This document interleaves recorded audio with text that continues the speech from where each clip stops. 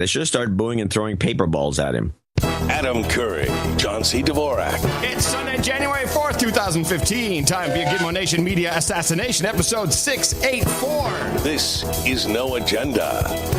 Still shaking my head at those fighting ducks. Live from FEMA Region 6 in the capital of the Drone Star State, Austin, Tejas. In the morning, everybody, I'm Adam Curry. And from northern Silicon Valley, where we actually don't call them the fighting ducks, I'm John C. Dvorak. It's Crackpot and Buzzkill in the morning. All right, everybody has to know that it only happens a couple times a year. And John will say, this is an important football game. And then I'll watch it. Did you enjoy it?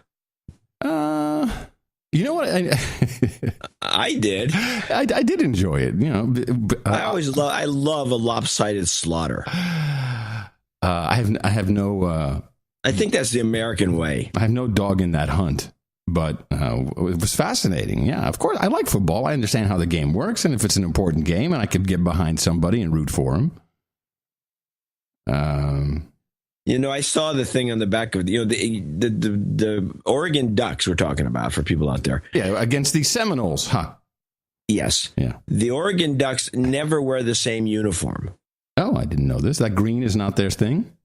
Well, that's their color, but they'll have a completely different uniform next time because Phil, whatever his name is, who runs Nike. Phil Knight?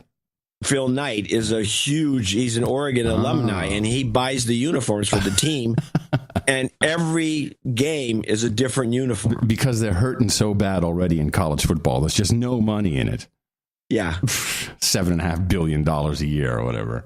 So you look at the uniform, some of them have been extremely weird. Okay, I gotta give you some feedback on the game. Okay. All right. First of all, I really loved I look at it from a television production standpoint. Then, you have cameras flying on wires over everything. There must be at least 10 instant replay teams setting stuff up and saying, hey, with their own director and producer. It's so obvious how much is put into this. Oh, yeah. And then you have the uniforms. I mean, these uniforms, it's like gladiators, man. These guys look good. It's slick. It's everything is put together so well, right down to the Hershey's fan corner or whatever bullcrap sponsor. Oh, so, that thing. So, to make sure you don't have some loser, you have actors. They've hired extras and they put them in this box and then they know what to do. And there's a producer standing next to the camera telling them when to scream and yell. And it's great. It's very entertaining to watch. And halftime. Each of these bands they had must have had 100 people in them. Yeah, they're huge. I'm a sucker for a good band performance. I really am. The marching band. Yeah. And then it was just the score just got out of hand. So in the second half, I'm like, whatever. It was very comic, the way that it got out of hand. Yeah. Well. But anyway, so that was important, you said. That's good. I watched it. I think that was probably the game of the year. I watched it. So I noticed on the back of this this one-off jersey that they put fighting ducks. Right. That's how I came up with it. Yeah, I know. That's what I figured because I saw that too. And I said, fighting ducks? When did that happen? They're just the ducks. Yeah. But somebody put it on there. I think it has to do with the University of Delaware has some crazy name. It's the Fightin' or the Angry or something like that. Anyway. Doesn't matter. All right. So anyway, thank you for that suggestion. I watched and there you go. I have a cough. Yes. Okay, so today we are flying without a net. We have no spreadsheet. Oh, wait, it just came in. Hey. Well, the spreadsheet's not the show's not based on the spreadsheet. Yeah, it is. It's like a cornerstone. Without the spreadsheet, I don't know when to go to a break. You see, so we can hit the weather and traffic on the 8s. Equate that with flying without a net. No, I know. It's just I'm a creature of habit. I like to have. Yes, you're a neat freak because you have Tourette's. I keep telling you this, and you keep denying. Now it's funny you bring this up. Because we had this conversation about my tics on the previous show. No. It was a couple of shows ago. I'm pretty sure this was the previous show. No, it was the show after. John, this is the one where I talked about snapping my feet, my toes. That was this show. That was the one. That was the one before. No, that was the New Year's show. We didn't do it on New Year's. Okay, doesn't matter. The last show was the New Year's show. Yeah, that's what I mean. The New Year's show. So it wasn't the Christmas show. It was the New Year's show. The last show we did, the previous show. It was the show after the Christmas show. Which was the New Year. Whatever. Why am I arguing with the man who remembers nothing? This is crazy. No, there was a Sunday in between Christmas and New Year's, and that's when you did it. I should not be arguing. It doesn't matter. Then I've had just weeks and weeks of people emailing me who are starting to become aware of their own tics. Oh, you mean the unaware Tourette's sufferers? Yes. We prefer not to call ourselves sufferers, as you can understand. But we're starting a movement. Oh, great. I get people who do the craziest thing. And it's really nice to hear all this, all these different strange little habits. Well, what's the weirdest one you've heard of? Well, the people who feel the need to roll a tennis ball over parts of their body. Like in the... I know. Well, that's like the guy that we had the clip from, who says that he got this urge to blow in his hands for a while. Right, so couldn't figure that. Then that went away. Yeah, exactly. Yeah, but it was just interesting how many people responded. And I think the general advice I always give is, if you just, if the people in your surrounding, like your family, just don't think it's a big deal and they can laugh about it with you, then actually it becomes less and it starts to go away. But I was just surprised. The toe snapping thing is not exclusive to Adam Curry, that's for sure. I never heard of it before. Well, yeah, but you don't have Tourette's. The other reason that it wasn't the last show is because we reflected on it on the last show. I believe you is fine. Okay. I've lost all... Look, what I do remember is I proclaimed that I am on Team Taylor on the last show. Yeah. And I that was the show before again. You've completely blocked out the last show. It was, I don't know. And I have to say I did some research. And you're right. Her ass is so flat. Well, she could wear some padding back there. It wouldn't make any difference. She's been... And by the way, believe me, by the time she gets to be 40, it won't be anymore. Yeah. So, when I started to look at it, I was like, see, I'm a face guy. Just look at faces. I'm like, oh, you got a pretty face. She takes the makeup well. Yeah, yes, she does. Well, you can see that she does not have the lips that she draws on herself. If you look at a close-up, you'll see that... She overdraws. Yeah, exactly. The lipstick, well, not just overdraws, but she creates a whole different form, a whole different shape. It's not really that's why she has to wear the really bright red lipstick. Yeah, that just blocks off everything. Well, I actually, as I've said before, I admire her, and I admire the fact that she's gone in that direction rather than getting her lips pumped up. Exactly. Now, that would not look good, and that would ruin her. No, but a lot of these women in show business, for some reason, they get talked into it. I don't know why they do it. It is... I can tell you why. It always craps out. Most women have a completely distorted self-image created entirely by the entertainment industry. Mainly magazines, but I'm hearing more and more now that we've been talking about the Sony stuff. I get more emails from people in the visual effects business. You've probably seen that video that was going around for a while. I don't know, maybe a year back or so, which shows you how Hollywood video Photoshop is what they were calling it kind of works. Have you ever seen that one? No. No. Oh my God! I'll have to find it and send it to you. So the way these actors look in these movies, it's not just lighting and makeup. There is a lot of CGI and other tricks that are applied, particularly when it comes to bigger stars. And you hear more and more about it. And you're just like, wow, this is all so manufactured. And it creates a horrible self-image along with how women believe they're supposed to look or what is believed to be normal. And it's inbred. I don't think you can't get rid of it. Well, it's part of the business is what you mean. Yeah. It's part of life. And of course, especially when you come on the air here and start bitching about her flat ass. You're part of the problem, Curry. But I'm still Team Taylor. I didn't say that it was over. I like her face. I'm a face guy. I told you. Anyway, very, very important. I know we did not discuss this on the previous show because I didn't have all the information. And of course, it's a brand new month. It's a brand new year. We have presidential proclamations.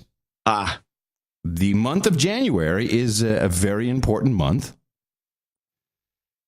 And as you know, when we go through these, it turns out that, you don't just get a month all to yourself. If you are, for instance, National Mentoring Month, is what January is, by presidential proclamation. In a nation of limitless possibility, every child deserves the chance to unlock his or her potential. When young Americans have the support they need to make the most of themselves, they can achieve their dreams and strengthen our country. Mentoring is just not for kids. Well, that's a good point, actually. Mentors and caring adults serve as essential sources of inspiration, lifting up young people, positioning them to build the America of tomorrow. That's not mentoring. That's life coaching. Here it is. Okay. You always have to look for the organization that's behind this. The guys that say, hey, we got an idea. We got a special month idea for you. What do you think this relates to? Well, let's see. Does it involve food? No, it's an acronym. I don't know. We are working with business to increase apprenticeship programs and connect groups traditionally underrepresented in cheap labor. Science, technology, and math. STEM, yeah. All right. So this is the STEM month. Why don't we just call it STEM month? Stop lying. Second, it seems like this comes around every 3 months or so, but it is, once again, National Slavery and Human Trafficking Prevention Month. I think the prevention's the new part of it. Well, at least they're not saying... I think awareness was what was before. We all have to Slavery Awareness Month, Slavery Prevention Month. Exactly. Yeah, let's see. Who was behind this? Is there any, except for USAID? Is anyone else? No, it doesn't look like there's any hidden message in here. This is just, for slavery. Just to be happy. If you have slaves, be happy. Congratulations. And this is another one we've looked at. National Stalking Awareness Month. Now, this one I think should be a prevention, not an awareness. Prevention will be in June. Why would they do this? Awareness. Awareness. First, you want to awareness comes first, and then once you're aware, then you can prevent. This month, we extend our support to all those who have experienced stalking, and we renew our commitment to shine a light on this injustice. Stalking is... Whoa. Well, I'm going to tell you now. Let me read on. This, of course, is what this really should be called is National Stop Free Speech Awareness Month, or Free Speech Prevention Month. Listen to this. Stalking is a pattern of unwanted contact. Wow, this is a great definition of stalking, which can include text messages, emails, and phone calls that cause an individual to fear for their safety or the safety of loved ones. While young women are disproportionately at risk, anyone can be a victim, including children and men.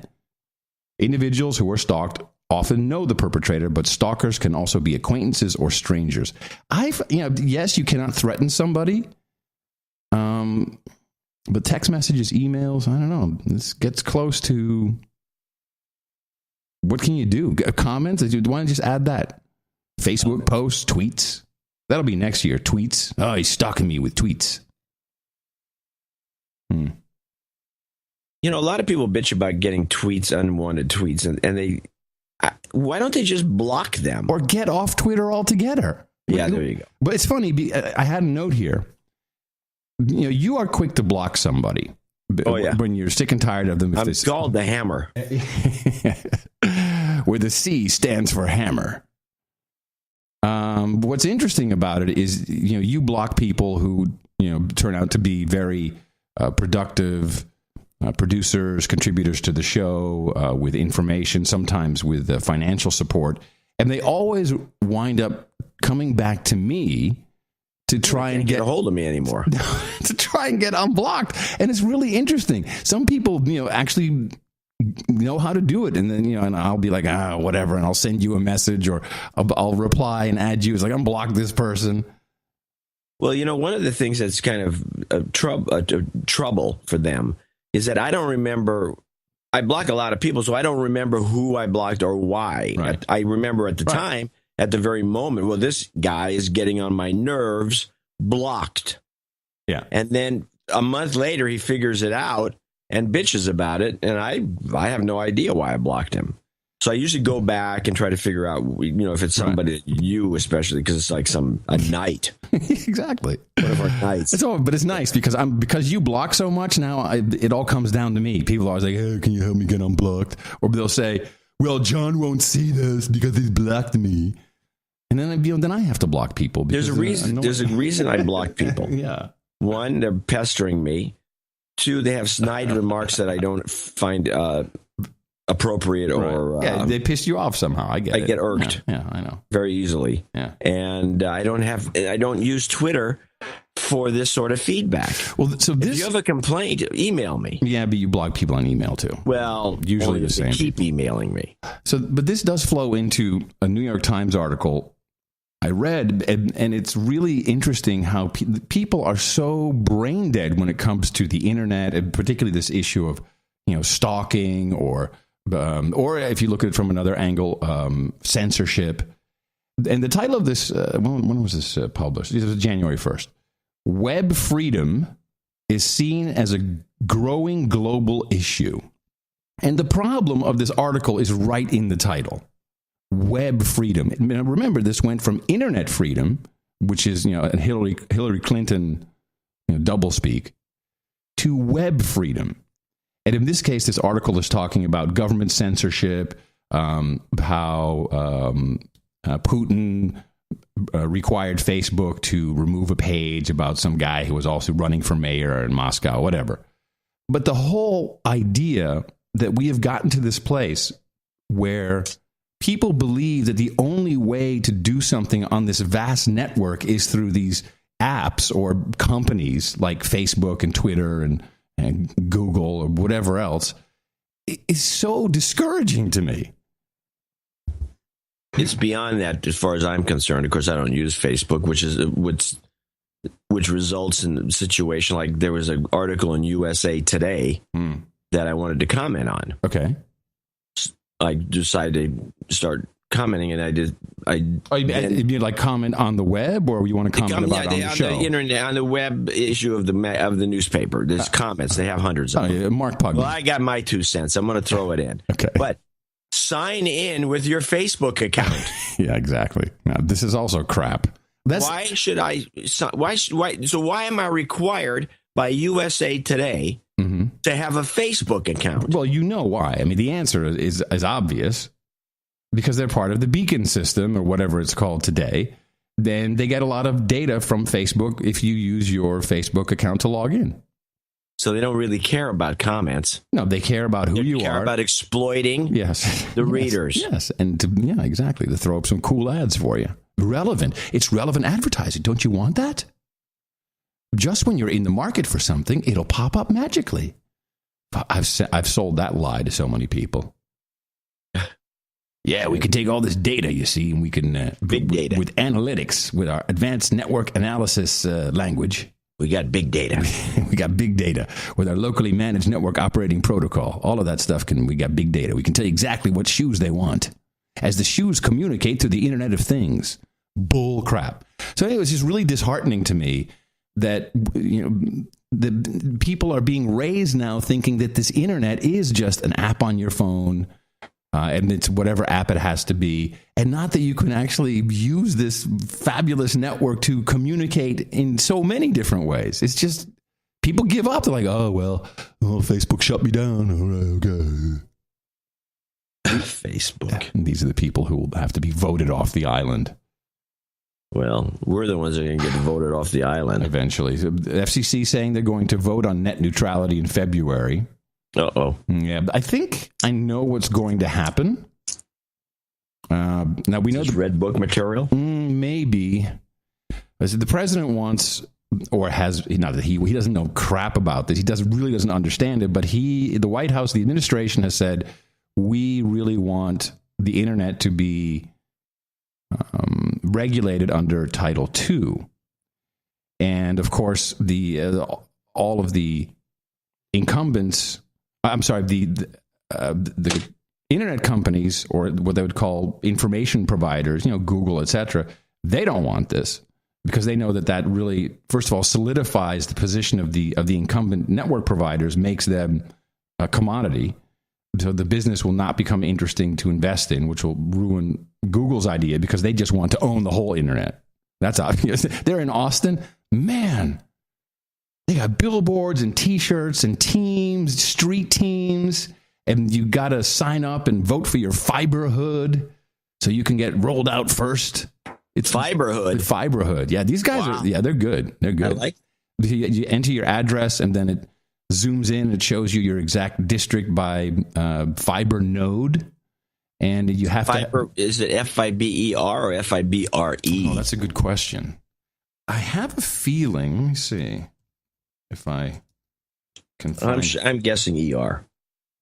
I'm looking at. Yeah, ER. Fiber hoods. Google even has little. Hello, Austin. People love Google. Yeah. Oh yeah, of course. Of course they do. Hello. What was I going to say? Something about the fiber hoods, about all the billboards. Just the people in like banshees. The people just don't understand. Or people walking around with T-shirts on, signing up on the street. All right. So we have all that. And then we have Wheeler, who is, says, okay, we got to vote on this thing. And I believe what's going to happen, there is legislation which has not been made public yet, which, let me see what this is. This is the Republicans in Congress who are putting this together, and they are working on something known as Title X. Wow, they're so stealthy there in Congress. You sure it's not Title 10? Well, it could be, but it just says Title X. Which is 10. Yeah. Why would it be 10? There already is a Title 10. If you look at bills, they have 1, and they have 2, and then they have 1. I understand, but okay. I think they already have a Title 10 as they have a Title 2 in current legislation. Or it might be Title 10. This would apparently enshrine elements of the tough net neutrality principles. This is who wrote this crap? Washington Post, of course. They've no idea what they're talking about. This would enshrine elements of the tough net neutrality principles called for by President Obama last month. For example, it would give FCC Chairman Tom Wheeler the authority to prevent broadband companies from blocking or slowing traffic to websites. This metaphor is fucked. Stop this. So dumb. You're educating people completely incorrectly. Or charging content companies such as Netflix for faster access to their subscribers, a tactic known as paid prioritization. But all this discussion, and the journalists, the free press has learned nothing about how this works. Nothing. So these new powers would come with a trade-off, according to insiders. In exchange for Title X or 10, the FCC would refrain from regulating net neutrality using Title II of the Communications Act, a step favored by many advocates of aggressive regulation, including the president. Broadband providers have strongly opposed aggressive net neutrality rules. And everybody's got their own agenda here.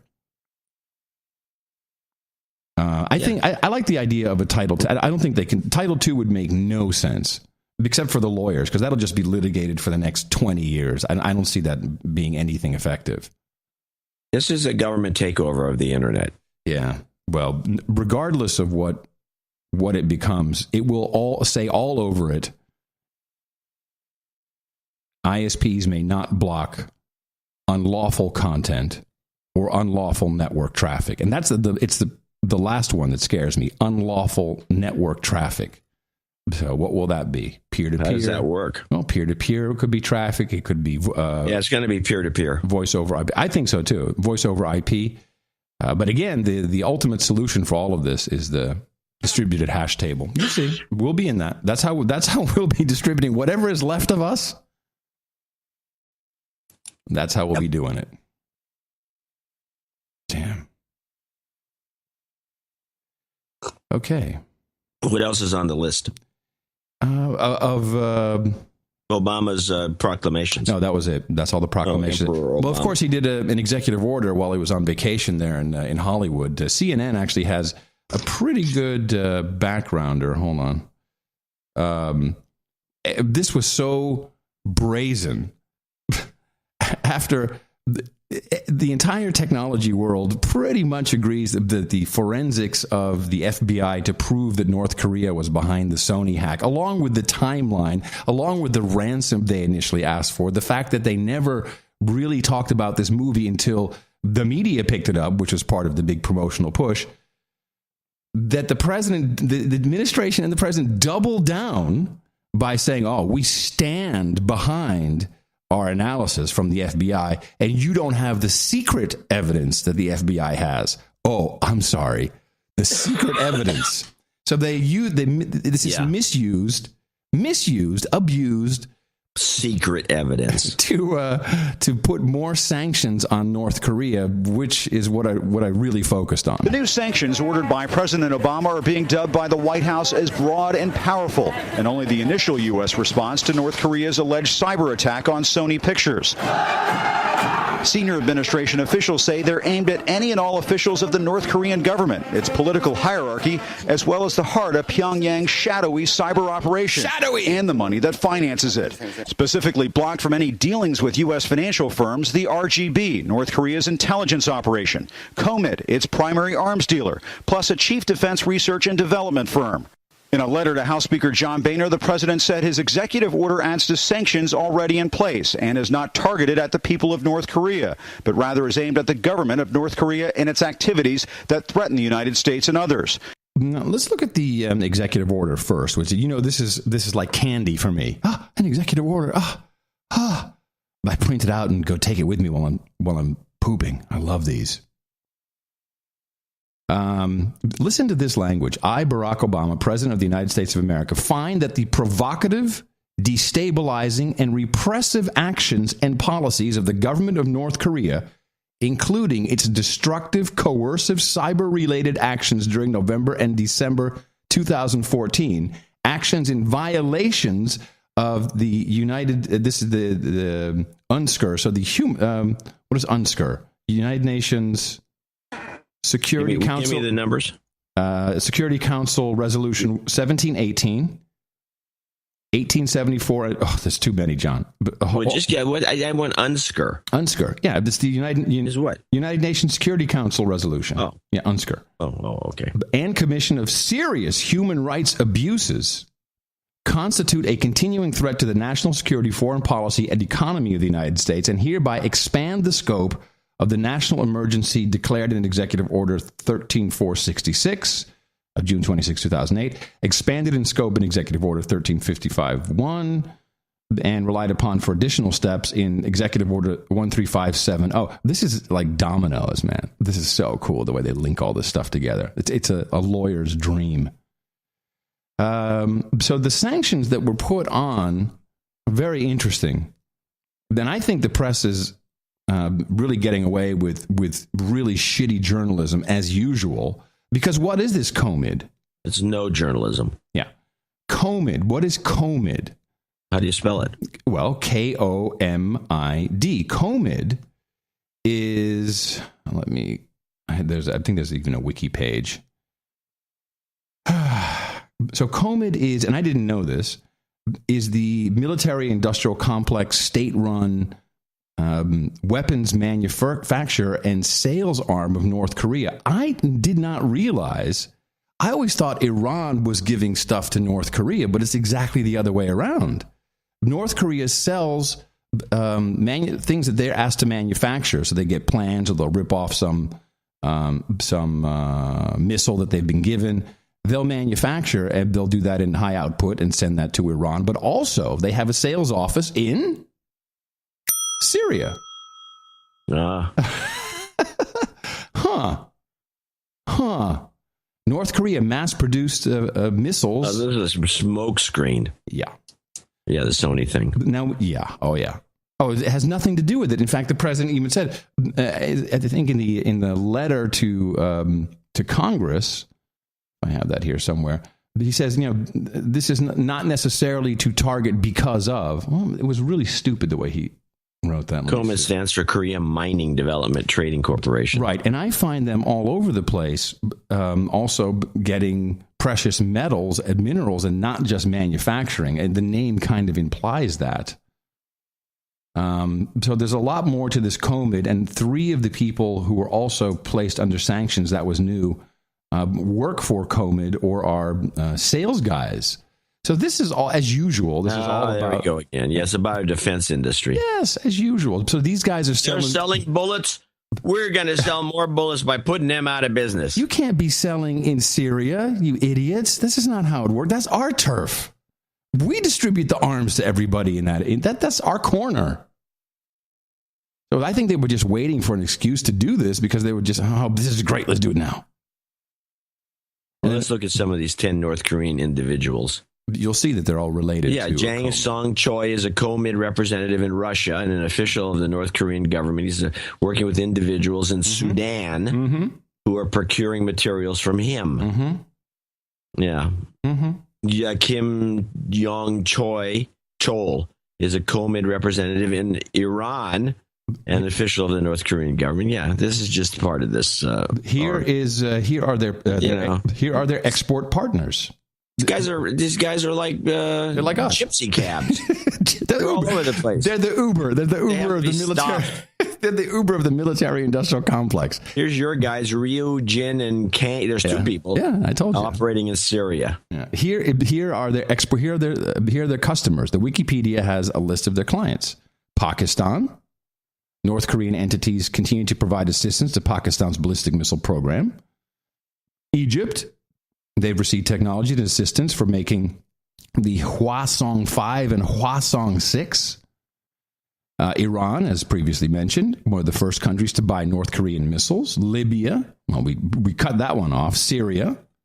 Oh, Syria originally obtained Scud-B from North Korea. Huh. And apparently North Korea has assisted Syria in development of the Scud-C and Scud-Ds. Well, we were led to believe Scuds are just Russian. Yeah, well, they have manufactured. United Arab Emirates have purchased some Hwasong 5s. This is a while ago. This is a good product. Yeah, I got to check this out. And Yemen. So wherever North Korea has a sales office, we're droning people. Sales guys. Hey, Ahmed, look, he has brown shoes on. He must be sales guy. Fire. Now, who was that you were imitating? I don't know. It was the guy at Nellis in the cargo container shooting the thing. I have to tell you that was one of my worst imitations ever. Yes, I would. It's real. It's real. It's real. Sorry, first and only time I'll play it. Was that you or was that? No, that was the seed guy. That was funny. You're not that far off. Yeah. So anyway, we of course are being sold as usual a load of crap about this. And what is the big news? I think this was good because the whole thing was sketchy. We knew that, and we knew it was bull crap. But I never put together the COMID thing. But that's because, and this is what angers me so much. I need to know: do the journalists just don't think about it? They're not interested. Do they think they don't have time? Or is there someone says you don't? I don't know how we have the time, but somehow they don't have the time. This is all I do. I just do show prep. DVDs of the interview will be airdropped on North Korea. Thanks, Engadget. Woohoo! Who is going to do this? This is bull crap. Of course it is. They're saying I got a kick out when I saw that one pass the wire too. It was like, right. I was thinking, first thing I thought is, gee, I hope to get the country code right. Who is this Park Sang-hak activist who is doing this? What CIA shill is this guy? This is so dumb. Let me see. Park Sang-hak. Who is he?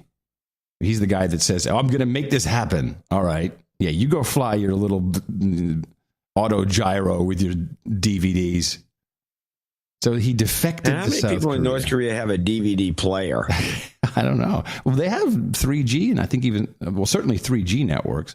It may not be that, who knows? We're certainly not supposed to think they have that. We're supposed to think they're all, in chains. In gulags. Pounding rocks. Anyway, I find it just brazen for anyone to say we stand by the FBI because we have secret evidence. Oh, I'm sorry. Secret evidence. This is the lamest thing I've ever seen. The whole story is lame. And now that you brought the Comey thing, and now it kind of makes sense. But is that the best they could do? Well, I've been searching and searching. I'm pretty sure there's something that we still haven't figured out about the Comey deal. Something is going on. And there's very little to be found just by searching around for Comey. There's a couple other companies that use that same acronym as a name. I don't know if it's the same one or if it's a subsidiary or whatever it is. Here, what the FBI is saying is that they tracked Sony hackers for years. Well, then why didn't you stop what they were doing if you're tracking them for years? And all these things come together. We got the movie Black Hat being rushed out, which looks pretty good, by the way. Yeah, it does. Is that a Brad Pitt vehicle? Is he in that? I'd have to look. Because the trailers are so quick. Yeah, I know. This is one of those, which means it may be a piece of crap, too. Yeah, it could be. But if Pitt's in it, it's usually pretty good. Yeah, I'm a Brad Pitt fan. No, I don't think it is. He's got good taste. No, I think it's Michael Mann. No, it's Chris Helmsworth, and Viola Davis. And no, he's not in it. No. It just doesn't mean he's not producing it. I don't think so either. No. It looks good. Yeah, it's probably crap. Yeah, but it's all coming out all kind of the same time. We have to have all these things happening. Believe me, the reason why this vote for the FCC vote is coming up, it'll be tied into it. We need to have better security to protect our people. Well, I'm thinking, by the way, that there's going to be some incident since the Obama administration is still in power. Yeah. Some incident before March. I think it's March when the Homeland Security needs to be refunded. Oh, it's coming up. Because the Republicans tried to pull the financing for 2015, so it's just going to expire to get back at Obama for his cavalier allowing illegals to come wandering over. Right. And so spoken like a true Hannity fan. So the way, we don't even get Fox anymore. I haven't seen Fox for it's a while. off. They took it off. They took it off the dish. Yeah. It's improved the IQ of the dish listeners, viewers. Yeah. So they're hoping to put the squeeze on Obama, but all they need is an incident. I'm going to put in the book that I think there will be a security incident at an airport just before this thing fails. Yeah. So that way there'd be no argument. That's the easiest way, because that's what the public really understands, and that's what Department of Homeland Security stands for. But even though, interestingly enough, when the president and everyone else talks about, and this is another, this irks me, about our quote unquote broken immigration system. This has now become the meme, or the narrative that what the word, our immigration system is broken. That makes so little sense. What does that mean? It's broken. Is it in pieces? Do we have to glue it back together? What is broken about it? I can tell you, but we all know it's broken. No one really understands what's broken, other than Department of Homeland Security took over. The whole thing became a big money-grubbing administrative scam. It's just impossible to wade through the paperwork with forms named 420. Yes, you need to fill out form 420. You need to send in the $420 payment. This is like this is true, by the way. I know, it's a great gag. I think it's very funny. But this is like the Pentagon cannot seem to do an audit on itself. Well, though. And this has been the case for years now. We can't do an audit. And I always like reminding people that I always like reminding people that on September 10th, 2001, Donald Rumsfeld said, there's about $2 trillion unaccounted for in the Pentagon. We don't know exactly what happened to it. You remember that? Yeah. Yeah. I know. Find that clip. It may be a Rumsfeld thing. So I may have that as an evergreen. Yeah, I don't think so. No, probably not, because I don't care that much. So the NPR did an interview with the president, and they did. First of all, I find it interesting that they did not air this on. It was about 45 minutes on NPR in its entirety. They chopped it up into a million bits and used it as because packages. You've heard Obama. I think it's still interesting to listen. I watched they released a video. I watched the entire video. I pulled a couple of things from it, and it was really more. This is pretty in the beginning, and I'll play them throughout today's show, just one or two.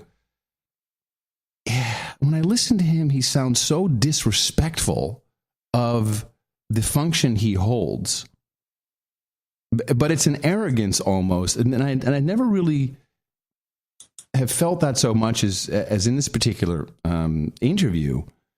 I'll just listen to what he says here. Then I don't know. Maybe it's me. Maybe I'm the patriotic Yankee Doodle dandy living in Texas who doesn't like it. But yeah, well, I do. Here's what I do think is true. That, by the way, is one of the best performatives I've ever heard. Here's what I do think is true. Wow. So whatever you're about to say doesn't matter. You think it's true, maybe. Yeah, well, I do. Here's what I do think is true. That I have spent 6 years now in this office. We have dealt with the worst economic and financial crisis since the Great Depression. So when someone says, I have spent 6 years in this office, it's like he sacrificed himself. I've spent all this time as my own commodity, my resource. I've spent better things to do. I would have preferred to hear the president say, I have served the American people in this office for 6 years. Is it just me that this sounds irksome? Do all presidents talk this way? Have I just missed it? I can't say one way or the other. Does it bother you? Well, now that you mention it, it does. But he slipped it by me. But the way he says it, it's like, I have spent 6 years. I could have been doing. Like he's doing time. I could have been doing blow with Larry Sinclair in the back of the limo. Yeah, well, I do. Here's what I do think is true.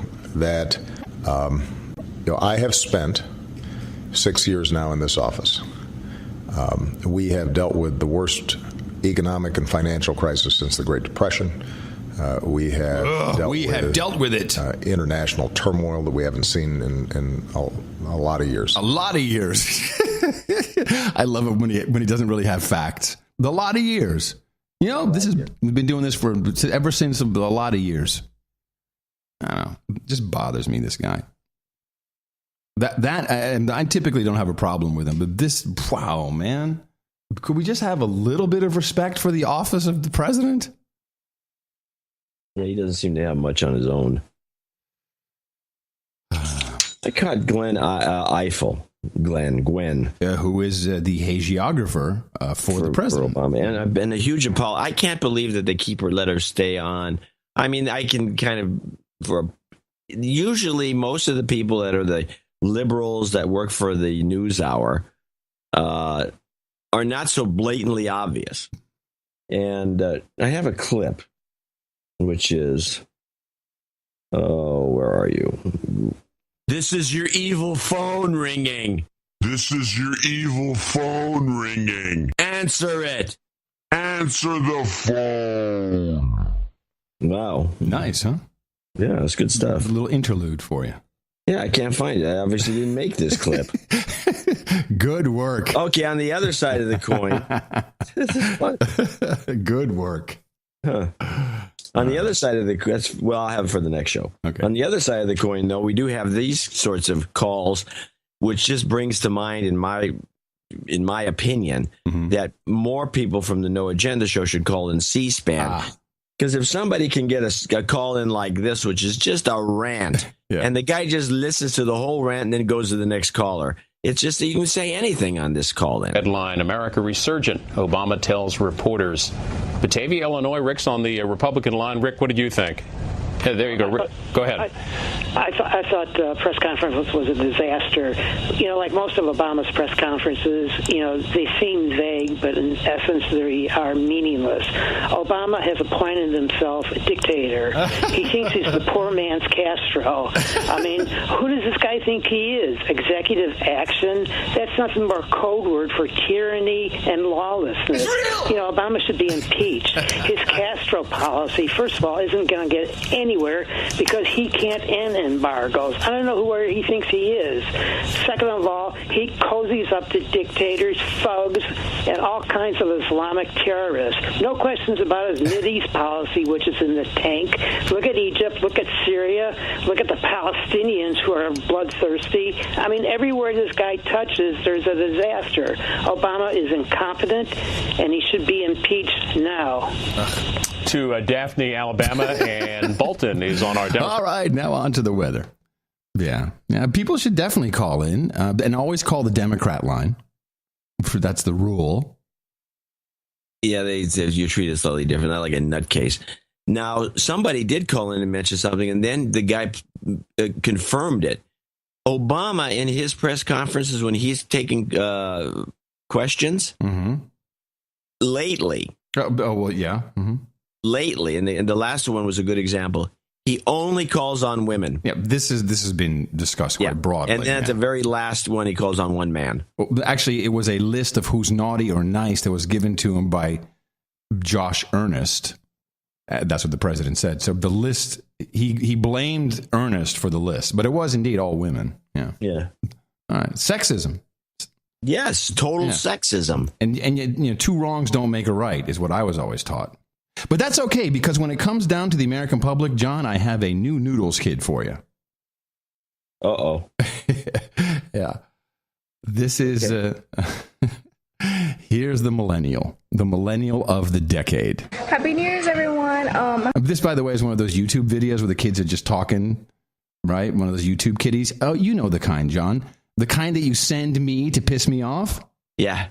Here's one for you. Happy New Year's, everyone. I hope you guys have a safe, fun day, and you guys need to be more appreciative because this Earth is 2014 years old. That's a long time. Nigga, we made it. The presidents, they fought for freedom. Whoa. Without the president's help, we would not be free right now. So, yeah, instead of just partying and stuff, you guys should actually be thankful and pray to the presidents because they actually gave us freedom. Yeah. So, bye. Yeah. I call bullshit. Bingo, boom, boom, shakalaka, boom, boom, boom, shakalaka, boom, boom. You watch the video. It's real. It's real. I call bullshit. It's real. You watch the video. It's real. I don't believe it. The noodle boy, I do believe it. But this doesn't sound. The Earth is 2,000 years old. No, 2014 years old. Yeah, 2014. Yeah, no, John. Send me a link. I'll look at it. I'm not buying it. You just did this to get back at me. I'm telling you, it's real. It's real. I got to stop doing that. I'm walking down the street. I'm doing this. People look at me like I'm crazy. I'm gonna stop doing that. I got a couple classics. Before you do that, I want to mention a TV show since you brought up Fox. I found this on the Roku. I don't know. Maybe it was. There's more weird crap. If you ever really got onto the Roku and spent some time digging through their menus, there is some crazy stuff on there if you dig deep enough. Well, this actually, now that I think of it, came from my Amazon Fire TV stick. Okay. Which I like. I have to say I like it. Have you ever seen the television show Drunk History? No. Oh, this is an outstanding product. What they do is they do stories about history, and they have actors who are miming the words as they're being told by the narrator, who are semi-well-known people like authors, but they're drunk, completely hammered. And I only saw 4 episodes. In 2 of them, the narrator puked on camera. And it's really is one of the best shows I've ever seen on television. I don't know if this is a good thing to be promoting.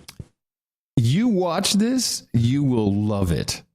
Well, it sounds like television the way it ought to be. Yes, exactly. This is why I've always had this desire to do a show, a kind of a roundtable talk show called Legally Drunk. Yeah. And it starts off with, and then the scene begins with each of the presenters blowing into a alcohol breathalyzer. Breathalyzer, yeah. And they blow into it, and you watch the thing go up to the legally drunk, and then the next one, and then when everyone's legally drunk, then you start discussing current events. Yeah. Why don't you and I just do that? Yeah, we could. Yeah. Of course, we first have to get my original show on the air, which was we haven't talked about this in a long time. Win, lose, or drone. That's right, everybody. Once again, it's time to play Win, Lose, or Drone. Are you ready? We got Muhammad, we got Ahmed, and we got some dudes from Yemen. They're all going to be right here on Win, Lose, or Drone. And let's go to John, who has the score. Adam. We got Bill with 30 points, Sally with 10 points, and Ahmad with 50 points. That's right. On to round 2. Win, lose, or drone. This is the elimination round. Bill. We could do it. Yeah, well, maybe. We could do it. But the video's all there. It's made for it. We got videos. We got profiles. Boom. It's perfect. So the Chinese are into the drones. I got a drone clip, so we can keep up with what's going on in China. This drone that they showed on CC whatever TV, CCC TV, CCCP TV. This thing is just an exact copy of one of our drones, but it's huge, even though they say it's small. And other stories we're following for you. Drones are increasingly common. Li Chung takes a closer look at how far Chinese unmanned aerial vehicles have come after the debut of Chinese drone Wing Lone at an aviation exhibition in 2012. This is the first flying practice for the Wing Lone team in 2015. A drone takes off after a 700-meter crawl on the ground. It joins another one in the air, a big challenge for the control system. On unmanned flying, the operation system will adopt what a pilot must do according to the programming. We can monitor the drones during the whole process and correct each and every movement. The homemade unmanned aerial vehicle is capable of reconnaissance and assailment. It can also carry out civilian tasks like patrolling and monitoring. As a small-sized drone, Wing Lone is designed to be light and agile. However, lightness also means difficulties in keeping balance during strong turbulence. All right, that's enough. You can kill it.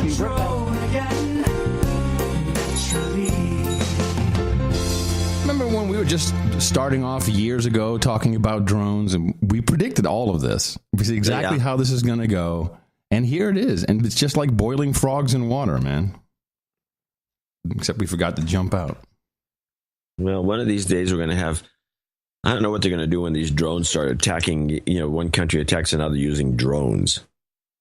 I mean, it's easy enough to do in Yemen because they got nothing going on there. But what happens when a swarm of them come over New York City? So that is exactly, what was Kill Decision? Was that it? Yeah, Kill Decision.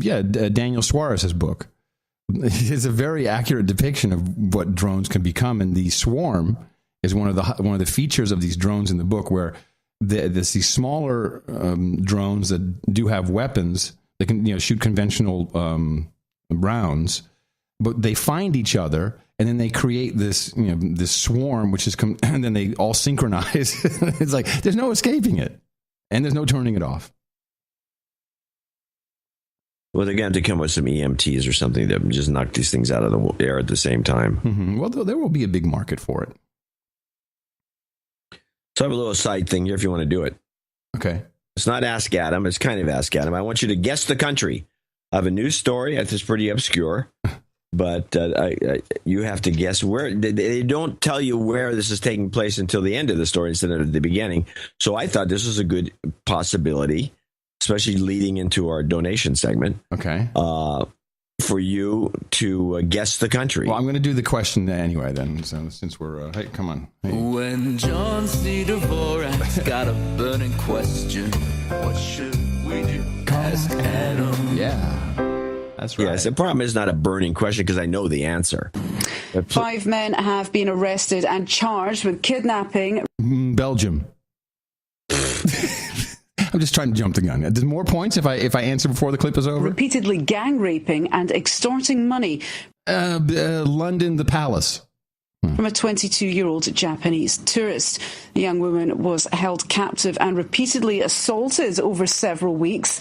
It's the latest case to underline the soaring levels of violence against women in India, despite toughened rape laws. Well, doesn't she say India, or did I misunderstand? You played the wrong clip. You do this on purpose. No, I'm not. I'm not. What are you talking about? What country? Question for Adam. Oh, I see. What country answer? I'm sorry. I played it in the wrong. I'm so sorry. They're right next to each other, aren't they? Well, the what country question for Adam is below the what country answer. Sorry. It's alphabetical. Yeah. If you numbered them, then it would have... No, I could number them and say something. I might start doing that. I'm sorry. But you did this on purpose. That is not true. Why would I do that? Why would I do that? Just to screw up the segment. No. Why would I love these segments? I really love answering these things. I didn't do that on purpose. I'm sorry. I could have pointed it out. Yeah, well, I was waiting. You would have told me to stop if you... Answer. I'm sorry. I didn't do it on purpose. Okay, well, anyway, it was a good story. It was India. Well, I feel bad now. I mentioned that because we get no donors from India. Do you want to do it over and I'll just edit it in and we'll pretend like it never happened? No. We don't do that. We've never done... I'm going to show my support by donating to No Agenda. Imagine all the people who could do that. Oh, yeah, that'd be fab. Yeah, on No Agenda. John, seriously, I really feel bad about that, but I feel worse that you are accusing me of doing that on purpose, or you just making a joke with me. No, I'm dead serious because you've done this before. I've never done that on purpose, ever. Well, I never said you did. Why would I do that on purpose? Because you hate the segment. I love these segments. You're crazy. No. It's right there. There's two clips right next to each other. One says, "What country?" Question for Adam. What country? Answer. It's not. It wasn't a stretch. I went down the list. I saw. All right, whatever. Sorry, I didn't do it on purpose. I think. Well, I'm not convinced. We do have 3 people to thank for today's show. If this is your idea of a bit, I don't like it. Yeah, that's what I said. No, if it's your idea of a bit of blaming me that I did it on purpose, I don't like that because it's not true. Well, anyway, India was the answer. We have 3 people, 1 executive producer and 2 associate executive producers, none of them from India, by the way, which was kind of the point of the gag. John White, $333.33. I cannot find anything from John White. Oh. Did you get something? Yeah, I might. Hold on a second. It may also be a different name as we know him. Hold on a second. I think I have it here. Well, maybe not. No, I don't. Huh. Hey, so listen, just before you go on any further, it makes no sense for you to say that I would ruin the segment as it would have been a perfect segue into thanking the executive producers. Why would I do that? I don't know. I think it's Tourette's.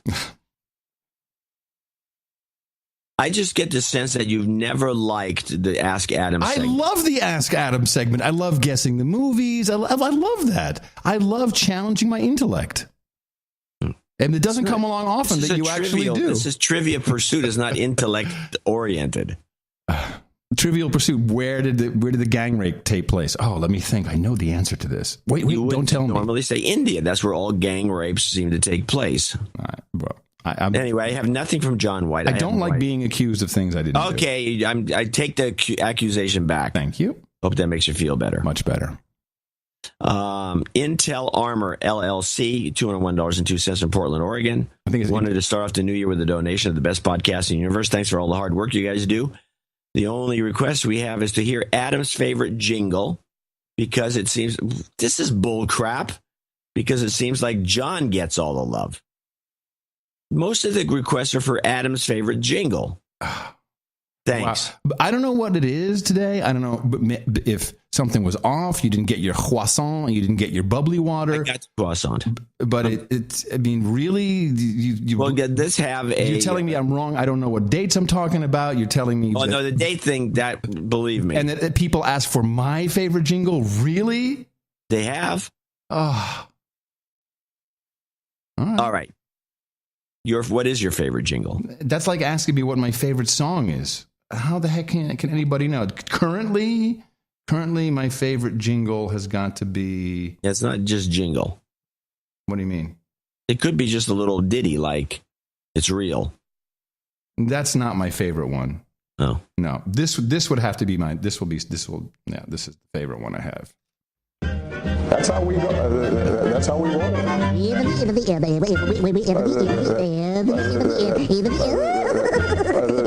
That's all, folks. And that's the story. Really? No. I just picked one. Okay, he didn't ask for karma. IntelliArmor LLC in Portland, Oregon. I'll give it to him anyway since he's You've got karma.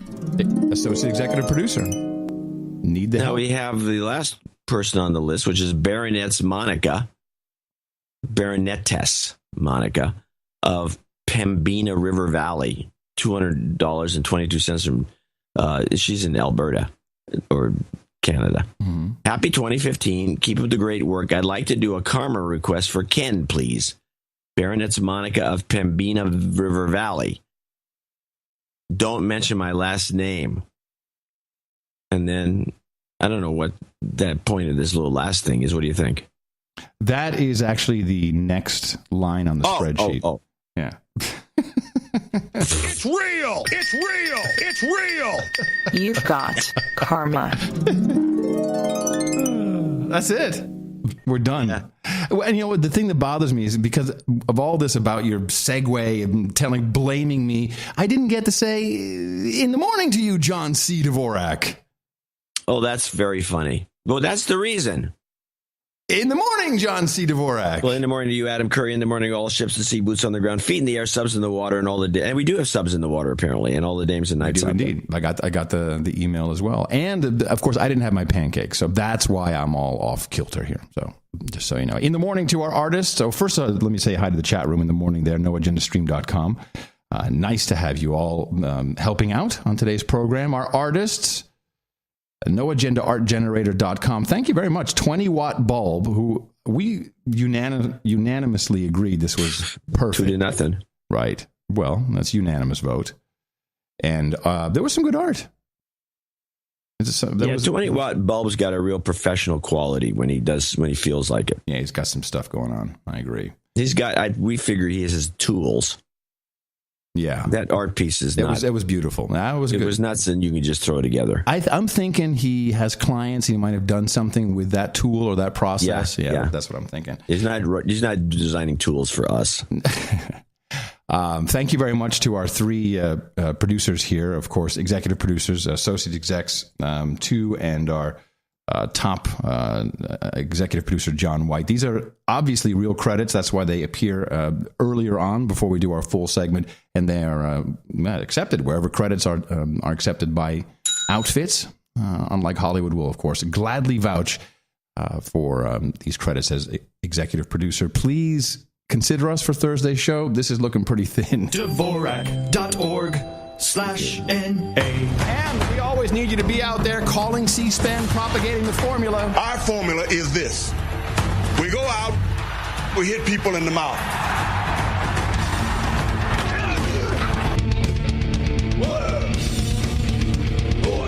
Shut up, slave. Shut up, slave. All right. So I had we did that back ass word. So I had a really strong sense of indignation. And it carried over right up into the show. Apparently. Yeah. And it was pretty much about you getting fired by your voice agent. Yes, yeah. Well, I never got a gig from my voice agent. You never got a gig. I went to play. This was on one of the football games with a national audience. And this is a commercial. I just want you to listen to it. This is the San Antonio voiceover? Yes, and this is, I'm thinking, this guy, listen to it carefully, and this isn't even the whole thing. It's about a minute and a half, actually, very long commercial, with this guy yakking away. Here, exotic is the standard. Inspiration abounds. And at every turn, there's something new and amazing to discover. This is unforgettable San Antonio. It's a land of art, history, and culture. With World Heritage nominated missions, art museums and galleries, and the world-famous 15-mile-long Riverwalk. It's a culinary scene bursting with flavors and dishes from around the world, prepared by some of the best chefs in the country. It's a destination packed with adventure, featuring hundreds of festivals, events, and attractions, like Six Flags Fiesta Texas and SeaWorld San Antonio. That's right. Come on down to the 15-mile Riverwalk. Yeah, it's me. I could have done it Again, play the sub-clip, Best Chefs.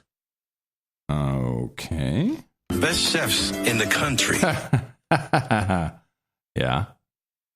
Best and chefs. You couldn't get any voiceover work? No. That was an abomination, that voiceover. Really? The guy had cotton balls stuffed in his mouth or something. I have no idea how you even talk like that. So so it's Saturday night. You're sitting at home. You're seeing this. You're mad that I didn't get voiceover work. This is yeah. After hearing this guy, this is what happens to you. Yeah. Well, that's kind of nice. Now I feel much better. Well, you should. I think you should get another agent. Use this clip. I have quit. Example. I wouldn't be talking about Best Chef. No, I quit. I'm done. No more. I've never, ever, ever gotten any voiceover work. And of all the television and movies I auditioned for, of course, the Swamp Thing doesn't really count because they just wanted someone, who could remember a line and not bump into the furniture. I did get into the final round of the new WKRP in Cincinnati. Oh, I didn't know this. To be the Dr. Johnny Fever. Yeah, it was me and one other guy a long time ago. And I didn't get it. There you go. And it got canceled after like 4 episodes. Something showed up in the news which is going completely viral, something that I immediately got to work on with our Brian the Gay Crusader, who he had his take on this, but I have something else I'm always looking for, and it did show up once again. This is the transgender girl who committed suicide after her crazy religious parents would not accept him wanting to be a her. Did you hear about this story at all? Only vaguely. Okay. Well, there's kind of packages going around. Is this a Texas story? A petition gaining momentum online tonight. Roughly 60,000 people calling for the family of this transgender teen to put her chosen name, Leela, on her tombstone. This after the 17-year-old born Josh Ryan Alcorn apparently committed suicide over the weekend. I hate the fact that he had to live in a home that didn't support him. Alcorn lashing out against her devout parents and society in a suicide note on social media. The life I would have lived isn't worth living in, she wrote, because I'm transgender.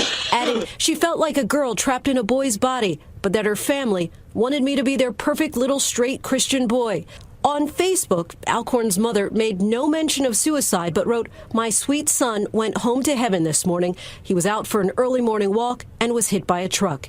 According to a survey from 2010, 41% of 7,000 transgender people questioned had attempted suicide. Alcorn's death now grabbing attention around the world. Actress Rose McGowan tweeting, "Fly free, baby girl." Meanwhile, Dan Savage, the founder of It Gets Better, a video movement intended to inspire lesbian, gay, bi, or trans teens facing harassment. There is nothing wrong with you. There is nothing wrong with being gay. Is calling for Alcorn's parents' arrest, tweeting, hashtag Leela Alcorn's parents should be ashamed. Charges should be brought.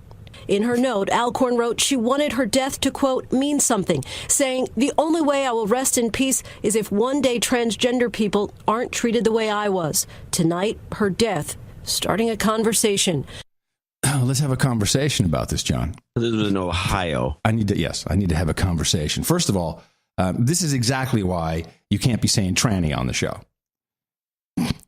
But Brian the Gay Crusader had a very good point. He said, the way the press is reporting on this suicide is really beyond any journalistic integrity or even the written and somewhat unwritten rules of how you are supposed to comment on the reason why someone committed suicide, which you really, I read is Pointer, is that, are they kind of any kind of standard? YNTER, well, no. Who would you, what school or, well, I can ask you because you're a journalist. Well, most of the edicts come out of Columbia.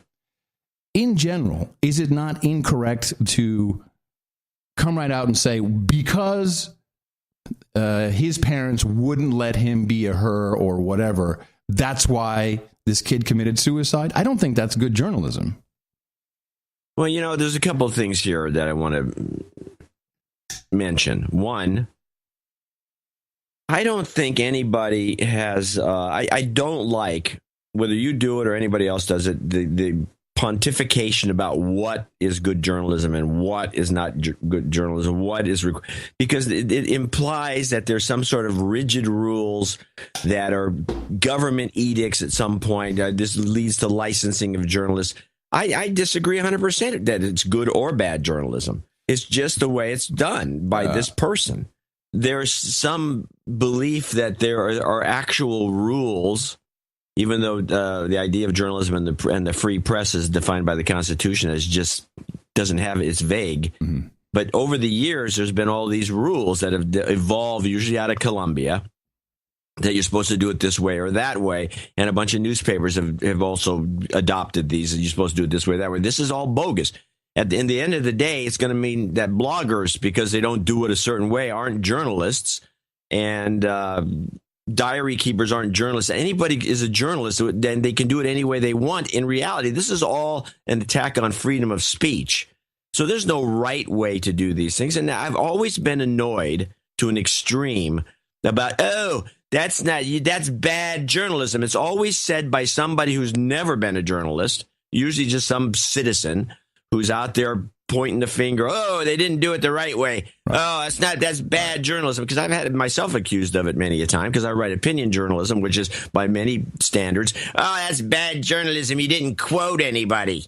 And that sort of thing. Okay. And I find it extremely, it's repelling to me. I don't like this imaginary good versus bad journalism thing, because it's bogus. It's totally bogus. And I could not agree with you more. I stand corrected. That is not what I meant by saying that. Okay. I wasn't attacking you. I was attacking I know. But the concept. What I said was attackable. It's true. Bad. You're absolutely right. We're journalists. I'm a journalist. I feel like a journalist. You're more of a journalist. The way I see it, you're more of a journalist than most of the reporters, because you reveal interesting stuff that is being ignored by people that don't want to put the extra research in. Yeah, and that's as good as it gets, as far as I'm concerned. In many ways, you're a better journalist, quote unquote, than I am, because of the way you approach stories. But that doesn't mean that you're a model that everyone should copy. And if you don't do it this way, then it's no good. Yeah, I fell into a typical trap the way it came out. But what I meant was I am very disturbed by, and this has been disturbing me ever since this first started, with this bullying, cyberbullying of gay children, transgender, whatever it is, usually around sexuality, homosexuality, or any other of the LGBTQIAAP acronym. And it's always, because he was bullied. Because his parents hated him because they were crazy Christians, crazy religious freaks that wouldn't recognize. And I'm always looking for one thing in all these suicides. And here it is. I read from the... I can guess what it is. Don't, because it'll be so much fun when you hear how blatant it is. Carla says in the interview that she had never even heard her daughter use the name Leela before, seeing it for the first time when her suicide note was posted on Tumblr after her death. and claims that her daughter, this is the transgendered boy, had quit talking about being transgender recently, this as she was put on medication to treat depression. Journalists of the mother effing world, please go after this story. These children are being put on antidepressants and SSRIs. SRIs? SRIs. I think it's SRIs. It's a serotonin thing. Yeah. And if you listen to any of the advertising disclaimers about these very products, the number one disclaimer is it might give you some thoughts about committing suicide.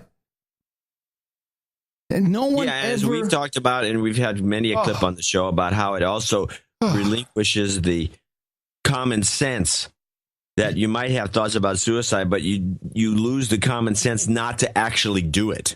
Exactly. And I don't see any reason I shouldn't do it. Boom. The only thing I haven't seen yet is the lawyers for the pharmaceuticals show up who want, we need to have anti-bullying laws in Ohio because, the kids are killing themselves.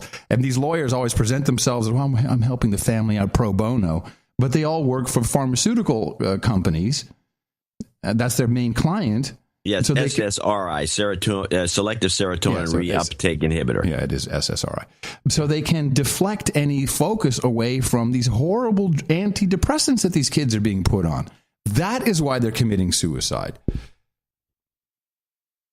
And even Brian the Gay Crusader didn't catch this one. He had a lot about, why. But when you're on some kind of drug that, as you point out, John, actually makes the urge to not kill yourself go away. This is what's killing our kids. Well, it's responsible for an awful lot of suicides. Every single story. And they tell you, they warn you. We used to, the whole year of 2011, because I was going over old clips again, right? Was nothing but these clips of people, and it could cause thoughts of suicide. Call your doctor. Yeah. By the way, call your doctor. Try calling your doctor. It's always bullshit. Call your doctor. When the doctor never answers the phone. No. And you have to pay for a doctor phone conversation, is my experience. When I was a kid. Remember the doctor used to make house? Let's not do that. Let's not go down that road. That's no good. Sound like two old farts. Yeah. Mm-hmm. Newsflash. Yeah. No, that's it. Yeah, so it's another one of these no agenda things. To me, it's another classic no agenda meme. When you see one of these stories, it's just the drugs. It's drugs. Yeah. We don't have that many formulas to deconstruct these stories at the end of the day. Maybe there's 20. Oil pipelines, horrible drugs, or actual drugs to sell to the people on the street. There's some of that going on. It's really, really, really so simple, yet so frustrating because it's all out now. It's just all out. Nobody cares. I see people who understand that they're being hoodwinked, but they don't have the No Agenda show is a good kind of like a little back support, that you're not the only person thinking differently. That's what I mean. You're not the only crazy one.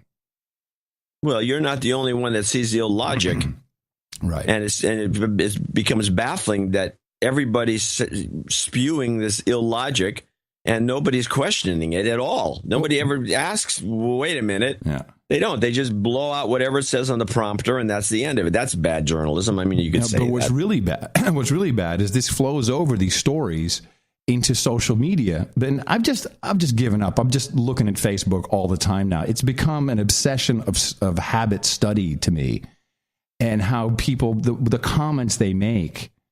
And how these stories get around, it's sad. It's really sad. There's no thinking. Oh, rest in peace, my R.I.P. my little transgendered beauty. The kid was killed by the pharmaceutical industry.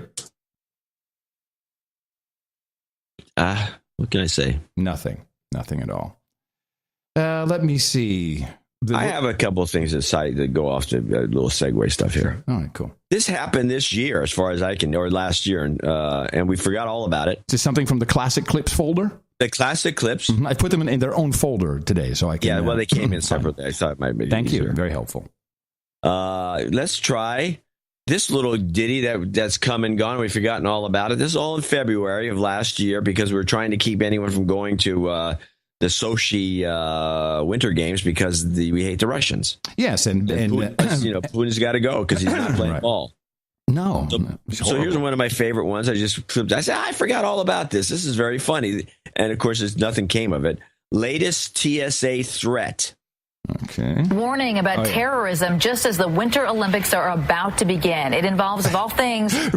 This was great. I remember this came out on a Saturday, maybe, just before the Sunday. And everybody was showing toothpaste blowing up in cars and all this B-roll. Tubes of toothpaste and the Sochi Games that start on Friday. KTVU's Patty Lee is live now at SFO. She learned it has no direct flights to Russia. So, Patty, given that, how are passengers reacting? Well, they are still afraid, and it's mostly because if explosive materials are hidden inside travel-sized tubes of toothpaste, wouldn't take much for a determined terrorist to sneak them on board. It's real!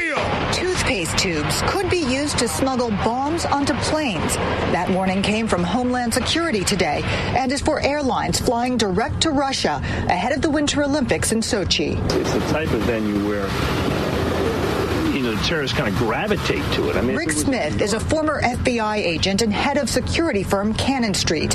He worries about the safety of the Winter Games, which terrorists have already promised to disrupt, recently unleashing suicide bombers in other Russian cities. They're going to require passengers to, put the liquids in the checked luggage. They've got to adjust based on the intelligence, and unfortunately, the passengers are victimized by all this stuff. Homeland Security's warning was directed towards U.S. carriers, namely Delta Airlines, which runs a direct flight out of New York. I believe the games will be safe, but we're in a very different setting in Sochi than we were in Salt Lake City. Sochi's a very dangerous neighborhood. Mitt Romney today called for more information about the specific intelligence to help the TSA, airlines, and passengers prepare. But Rick Smith says it's likely on a need-to-know basis. I'd like to think that there's more specific intelligence on what they're looking for other than just a toothpaste tube. If someone could bring to a toothpaste, then it's scary. So yeah, I don't feel safe at all. SFO had little to say about this terrorist warning, and only that it didn't have any information to share. So here at SFO and at airports across the world ahead of the Olympics, there's a lot of trepidation, preparation, and hoping for the best. Live at SFO, Patty Lee, KTVU, Channel 2 News. Oreos are just as addictive as cocaine. It's real! Yeah. This was a long report. 2 minutes. Yeah. Can I play something to hook into this?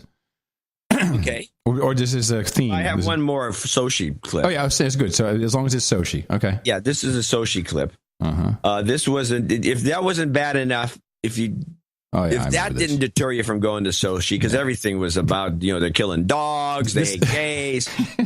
They're eating gays and killing dogs. I can't remember. Yeah. Yeah, and there's the other one, which is the slamming Sochi. And even though opening ceremonies for the Winter Games are scheduled for Friday, not everything is ready. Construction work is still being done on several hotels, and a lot of journalists are reporting their rooms are lacking many of the basics, such as light bulbs, shower curtains, locks on the doors, not to mention heat or internet access. And in places where there is running water, we hear that it's not drinkable. Yeah, wasn't it a hashtag Sochi problems or something like that? It was a big hashtag. It was bullcrap. I was listening to an NPR interview with this guy Joe Weisberg. Joe Weisberg consults, maybe produces now, The Americans. You ever watch it? Sounds like something you might watch, actually. Yeah, I think I've seen it. It's kind of in a way, it's analogous to the hot Chapman redhead Russian spy. What was her name? Anna Chapman. Yeah, Chapman. They moved to America, and the whole idea is they're spies. And what he says is kind of interesting, that because he is formerly from CIA, whenever he comes up with, I guess he is the producer, storyline or whatever, maybe he's the writer. I have to look it up. Okay, I'll look it up while you're doing Joe that. Weisberg. He has to run it by CIA in order for them to be approved of the storylines he's putting in there. Earlier in my career, when I was writing certain things, I did have some trouble with this process. For example, one time wrote a treatment for a show and sent it in to the Publications Review Board, which is a part of the CIA that handles this, and they just write that down, by the way. Publications Review Board. Yeah, I hadn't heard that actual name. I didn't know there was you a board. can't do that. So now, in the end, I was able to sort of make some changes and massage it and work it out with them. But over the years, I started to figure out what types of things they have problems with and what types of things they don't. What do you think? And this leads into it's Joe Weisberg. That's what I said, Weisberg. Okay, and he's the program creator. Okay, created by. So what do you think the one thing is CIA does not let you talk about in the shows? Oh, this came up on a previous episode of No Agenda. Really? Yes. Was it the Christmas show? Everyone loved that Christmas show. Yeah, I know. I'll just play it. I would never guess. So the process has been very, very smooth on the Americans. What kinds of things would they say no to? I don't write anything about cover because I know from experience that details about CIA cover, details about how cover is used. Meaning the fake jobs that people have. Exactly. Details about journalists. Yes, journalists and public relations. That's exactly what the cover is. Yeah. Public relations, number and also one. Diplomats. Yeah, well, yeah, of course, an ambassador can be station chief or diplomats, but I'd say public relations is probably bigger even than the journalists. Think so? Yeah, I think so. So this guy, I love it when they do this, when they just blatantly come out and tell the exact truth, because here we go. His storylines are being checked, certainly, perhaps even he doesn't say this specifically, but perhaps even massaged in some way to fit whatever is either coming up or whatever is necessary. We have, of course, from the Lear Foundation, we have this classic evergreen clip, which proves that the government is always working with Hollywood on scripts.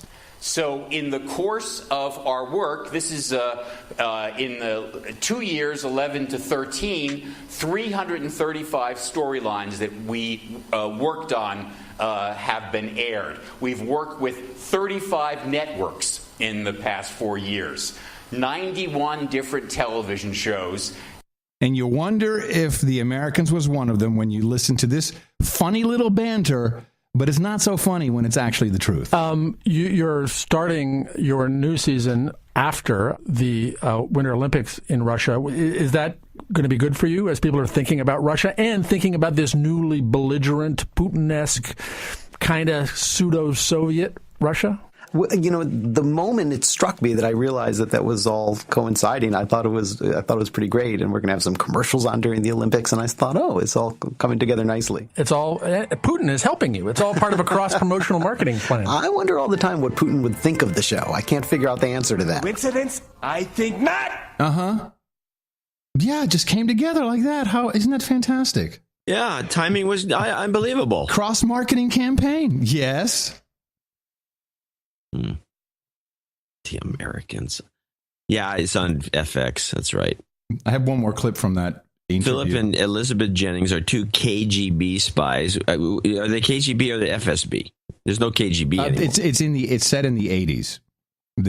So it would be KGB, and the main thing that is so cool, the guy said, I don't have a clip of this, is that there are no cell phones. He says today, when you look at CSI or NCIS or any of these shows, Scorpion, all that stuff, there's always a cell phone involved because that is, of course, the slave tracking device that everybody has, and that's how they always find everything. So they had to write these storylines set in the 80s where there's more traditional, what do they call it? Tradecraft. But there is some truth to this marriage and CIA, KGB coming in and kind of doing the Anna Chapman thing. One of the things in the show that is based on historical fact that seems like it might be a TV thing, but really the KGB encouraged their officers to use sex to gain intelligence information, and perhaps most startlingly of all, this is a spoiler for anybody who hasn't seen the show. You might want to start humming for just a second. But Philip eventually marries his asset, Marcia. Who is a secretary to an FBI official. Exactly. And KGB illegals actually did that. They actually married women. It was called usually secretaries to important men who the KGB wanted information from. So the KGB illegal would marry the secretary without the secretary having any idea the person was a KGB illegal. These marriages lasted for years, and the men would get intelligence from the secretary. I'm glad you told me that, because I really did think, nice cat. No. Yeah. I wish we could have made that up. And I want FSB to know I am completely open to hot sex in change for anything you want. FSB doesn't listen to this show. Really? I'm pretty sure. The CIA listens to this we show? have that one guy who keeps giving us... Yeah, whenever we say something positive about Russia. This one guy cuts his barrel in. But see, he's so unsubtle that I don't believe... No, I got a hard time believing that, too. Yeah. Just a couple quick F Russias. Oliver Stone is now coming out and saying the truth is not being told in America about Ukraine. He has our model. He does. Exactly the same as us, but he is already pre-perceived as a crackpot nut. Which keeps him alive. That's how you live long. Yeah, at least you live long in the business if they can. Oliver Stone, he's just crazy. He used to be heralded as, the genius filmmaker. Yeah. Now he's like, he's crazy. I don't think studios even want to work with him anymore. Well, he's a little annoying if you've ever seen. He's always on Democracy Now, and I think he's probably hard to work with. I could be wrong. I mean, he might be the easiest guy in the world to work with, but it just seems to me that he's not. The Lada is no longer, we talked about the Lada, no longer the best-selling car in Russia. Why? Kia has overtaken them. Wow. Yeah. A Ford product, I might add. Kia's not a Ford product. Isn't Kia made by Ford? No, it's owned by Hyundai. Hyundai, I'm sorry. You're right, Hyundai. And Hyundai is what, Japanese? No, it's Korean. Falling apart here. And what's falling apart? The connection? No, you. You made a number of errors in a row, which I find very unusual. Ford, Hyundai, Korea. It shows what I know about automobiles. You don't care. Not anymore. You can always tell what you don't care about. I am stunned that you watched the Oregon Fighting Ducks. Yes. Why? You said I should watch. You said this is the game to watch. Now you have to watch the final game, which is on the 12th of January. Which will be the Fighting Ducks against... Right, the Fighting Ducks. Against who? Against the Crimson Tide. What's the Crimson Tide? Alabama. Ooh. No, I'm sorry. What am I thinking? It's Ohio State. Oh, you made it. What kind of mistake is this, John C. Dvorak? Ohio State beat... Well, everyone just assumed Alabama was going to win. It's just stuck in psyche. But Ohio State, which is I think that if they possibly win this game, it would be an abomination. But they are called the Crimson Tide, or is that Alabama? That's Alabama. Okay. What is Ohio State? What are they called? Buckeyes. The Buckeyes. Okay. All right. I'll watch that game. That game will be worth watching. And when is that? Very hyped. And when is that game coming? On the 12th. Okay. Good. Which I believe is Sunday night. Monday night. It's Monday Night Football. Well, you called me on it. You said you don't watch sports. That's why you don't know about turducken. I mean, I'd pay attention to what you're saying. No, I'm glad you watched that game. That's one of the game. That game to me was a good, entertaining game. Guys backing up, drops the ball. There's a lot of fun stuff. I'm telling you, the TV production, outstanding. And did I see there's like hot little girls now in the coaches area with headphones on there on the sidelines? There's always been these kind of female assistants. I don't know. Yeah, this is good news. And a couple of them are pretty cute. Yeah, I love me a hot babe with a headset on. That's looking good. Okay. All right. Yeah. Onward. Okay, Agenda 21, the European Union has a nice video they've made to explain the goals and what they're going to do for climate change. Well, wait a minute. This can't be. Agenda 21 doesn't mean anything. It doesn't have any impact. It doesn't. Nobody believes in it. No, of course not. There's no documents or anything. Not at all. It's a cute animated video, and it really is meant to get you ready for resilience actions we will be needing to take in the European Union. If it wasn't enough for you to be in total austerity, we'll talk about Greece in a moment. If it wasn't enough for you to have GMOs coming in, if it wasn't enough for your banking sector to be taken over by Brussels, well, now listen to this. Are you worried about your future? Yes. And is climate change one of your concerns? Top of the list. How about we tackle all these problems at the same time? Yes. Yes, it's possible. That's why the European Commission has proposed new climate and energy targets up to 2030. This music is killing me. This is meant for imbeciles. Really? By firstly cutting harmful greenhouse gas emissions by 40% below 1990 levels, with the ultimate goal of reducing them by at least 80% by 2050. Does this sound a bit ambitious to you? Well, we've already lowered our emissions by 18% since 1990, while our gross domestic product has grown by 45%. So even if fighting global warming is a real challenge, it's an opportunity for our economy as well. First of all, it will be good for competitiveness and innovation. Many sectors will develop quickly in the coming years, such as sustainable construction, clean transport, energy-efficient products, renewable energy.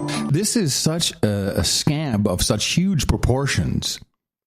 But I have to say, if you need to create something that will just make an economy, even who cares if it's based on bull crap, this is all going to happen, right? There's going to be sustainable. I'm not buying that. Why not? If there's stimulus coming from the government to build sustainable things, there's subsidies everywhere for green energy and all this, that does create an economy. It's a version of but it's vapid. I mean, it can't last because eventually it'll just be the house of cards, I think. For instance, green jobs already increased from 3 million in 2002. Hey, John, you got a green job? Love a green thumb. Yeah. To 4.2 million in 2011. Yeah, that's 4 million bullcrap jobs. People doing something green. That's good. That's good. And that's just the beginning. Secondly, by favoring renewable energy and energy-efficient solutions, we also reduce our dependence on imported energy. And with this, our oil import bill, which is 1 billion euros per day. The EU is not alone in taking climate action. Many countries are on the same track, but Europe is clearly leading the way. Oh, yeah. From now until 2020, at least 20% of the EU budget will be spent on climate action. There you go. Climate action. 20% of the EU budget. This is bonanza. That's around 180 billion euros. So, tackling climate change means business. Yeah. Good business. Yeah. And it's everybody's business. Yeah. 2030 goals for climate and energy. Europe is showing the way towards a safe and prosperous low-carbon future for our planet and our economy. There you go. 180 billion euros. That's good money. Yeah. And then they complain about the Koch brothers. Koch brothers! Yeah, no, those guys are outspending the 180 billion euros from the EU. Sure. They're outspending him. That's funny. Really good article I read about, and this has been irking me for a while, and I really want to get into that. This acidification of the oceans. The oceans are 30% more acidic. Right. As compared to what is the question? Then whatever. Mm-hmm.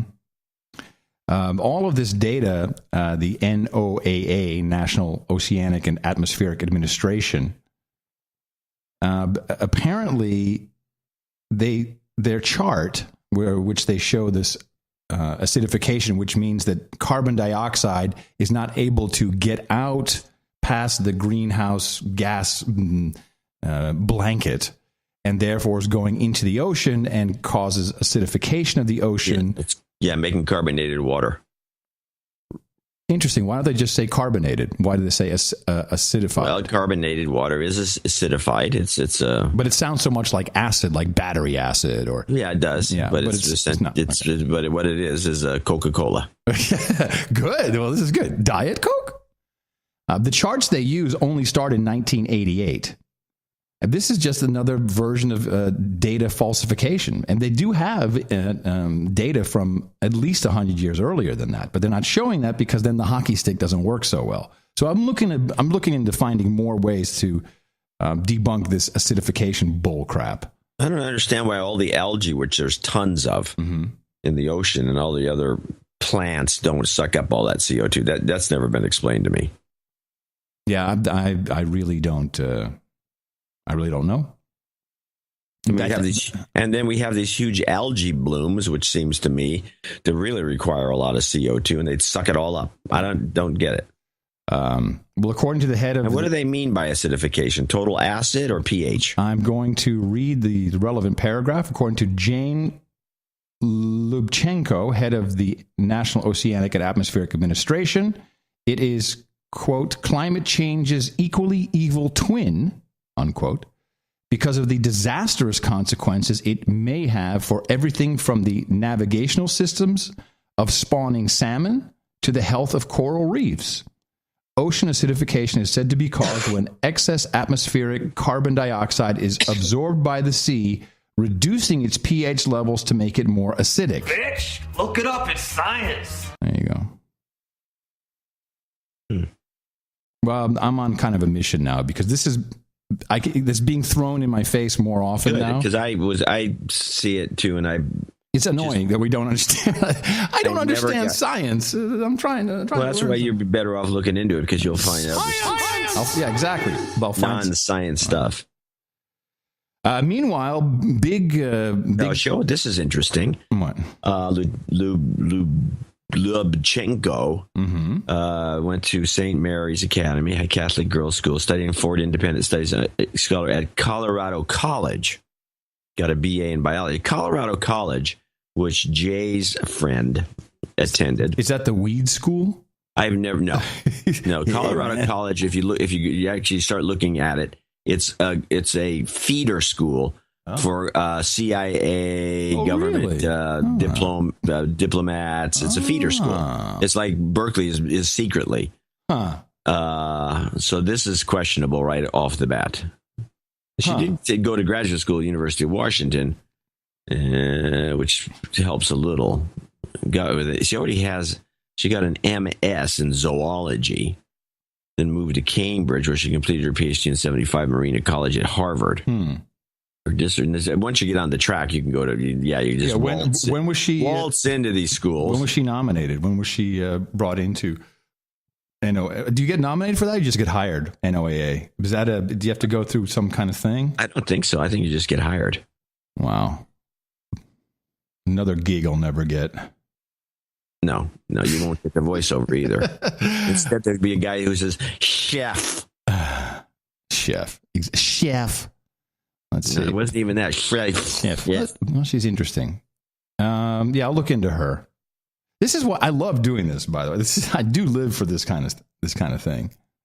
All right, onward to the Eurozone, Euroland. Big news as we go towards the snap election. When is this thing due? This Greek election is coming up the 25th, I think. Yes, this month. Yeah, I think it's the 25th. Let me just check. January 25th. And according to the polls, which means nothing, the anti-austerity guys looks like they're now ahead 3-1. And their platform is screw the EU, screw austerity, screw the loans. We're not going to do it anymore, which would ultimately result in a possible default. And the word is back, the Grexit, the Greek exit from the Eurozone. Angela Merkel is all over this. German Chancellor Angela Merkel believes the Eurozone could cope with a potential Greek exit, according to the magazine Der Spiegel. It says her government considers a Greek goodbye almost unavoidable if Prime Minister Antonis Samaras is replaced in power by the left-wing Syriza party in this month's election. This will be quite interesting to watch. And I think they've been anxious to get rid of Greece. They lie. They cook the books. They don't give them the right numbers. They're unreliable as a partner in the EU. They want to get rid of them. Right. It's all geared up for them getting tossed. Then they'll make them suffer for a while, and then. Well, I would think that you're probably correct now that all the assets have already been distributed. You remember that corporation that came in to sell off all the assets? I forget the name of it. But just like Berlin, East Berlin, when they tore down the wall, then they had these companies come in, and all of a sudden, all the cool stuff that you really want is in hands of Russians, including the oil facilities, gas facilities. I don't think it matters to them anymore. It's like, screw those guys. We'll write it off. But what are Greece's options? Do they go back to the drachma? Do they? It's become a country. Yeah, the drachma and their own central bank, and they have to pick up the pieces. It's going to be a mess. Yeah, probably. We should go visit if it's going to be so messed up. We should go check it out. We should. Things will be cheap. It would be fun. Well, things already are cheap. I think we've missed that boat. Yeah. Well. No, Greece was doing fine before this all began. Yeah. Thank you, Goldman Sachs. But they were lying on their paperwork. Yeah, the guys who did the deals with Goldman were lying. Yeah. Yeah. I know. But I find it. This has been on our radar for years. We've seen all this happen. We've continuously said the whole thing is bull crap, and the trifecta of the Commission, the IMF, and what's the third one? World Bank, USAID. I don't know. So I got a letter anonymously from a guy who used to work at CNN. And this is a note that says, concerning the president's, you have this note. Yes, I do. Concerning the president's statement about self-censorship, which we discussed on the show, which takes place commonly with journalists. And this was him talking about Sony and warning that we should, as a country, particularly journalists, not start any self-censorship. Right. And I said this is bullcrap. Because the terrorists win then. The terrorists win. The terrorists win if they have a TSA. Used to work at CNN. In May 2005, we broke the Great Firewall of China story. This was that Yahoo, Microsoft, Google were helping China censor the internet for its people. This was when Google said, don't be evil, and were reportedly holding back anonymous search engine data on pedophile searches from the U.S. government. Yeah, my favorite. Almost seems fictional at this point, knowing what we know. So the story was the T1 story on CNN.com, top story on the site, and on T1. Yeah, and they were rolling it every 15 minutes on the air, right? Yeah, and on the ticker of every CNN channel, they talked about it every 15 minutes. Within 24 hours, it was stripped from the site and programming, from the internal journalist software, and even from the Wayback Machine. How do you do that? I don't know if he meant his Wayback Machine or the actual archive.org. No, it has to be. Machine. It's got to be. He has to be referring to the Wayback Machine, I think. I could be wrong. Rumor was that China would close our bureau in Beijing if we did not pull the story. Another unpopular. But that's not really self-censorship. That is blackmail or coercion at best. Well, I think this is what I think Obama's referring to this too when he's bitching. Another unpopular history item was the op-ed in the New York Times from Eason Jordan in 2003. The news we kept to ourselves, quote unquote. He used to be a CNN bureau chief in Baghdad. Hard to tell how much of it was true, but it was timely in that it was written shortly after W gave Saddam his ultimatum. Same theme, but better details. If that is true, and it is indeed his real name, maybe the two. Maybe he also has a second source of income. Wink, wink, nudge, nudge. So anyway, the point is that self-censorship lives. Censorship lives. Censorship. Well, yeah. And extortion lives. We have, unfortunately, neither here at the show. No, we don't have enough. No blackmailing, no extortion. No blackmailing taking place. We're just saving the world one person at a time. And I hope the people out there appreciate our work. Yeah. Yeah, I was looking at people who have done this in the past. I would say, do you remember John Lennon when he and Yoko put up those signs on Times Square? No. Yeah, this was not long before he was killed. They had "Love is the Answer." It was the whole Yoko Ono plastic band. All we are saying is give peace a chance. Imagine, of course, was exactly about this. But he started to put his money and started saying, I'm putting my money into making peace and love. And I think that's when they said, let's get Chapman to go kill him. Well, Chapman did seem like a MK Ultra character. There's a lot of evidence pointing towards that. So, yes. But what you were referring to is correct. There is absolutely no way that we could be doing this show if we ran by any of the traditional models, which is why we have your donations. I'm going to show my support by donating to No Agenda. Imagine all the people who could do that. Oh, yeah, that'd be fab. Yeah, on No Agenda in the morning. Figured we might as well do it now. It's going to be short. Yeah, we have a short segment here. Yeah. Let's begin with the one I read already, accidentally. Alex from Montevideo, Uruguay, who wants to remain anonymous because of all the Uruguayans, I guess. $111.11. Thank you, sir. We need some karma request for Ken. We'll put that at the end. Do that for sure. That's the wrong one. Don't mention my name. I'm sorry. All he says is don't mention my name. This is not the karma. We did the karma. Cameron Dodd, $100 from Houston, Texas. First-time donor. He requests a de-douching.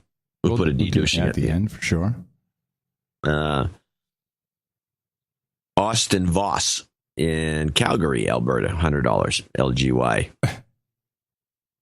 Candace Hart in Austin, Texas. Oh. 999, and she is a birthday present for her boyfriend Nikosi. Aw.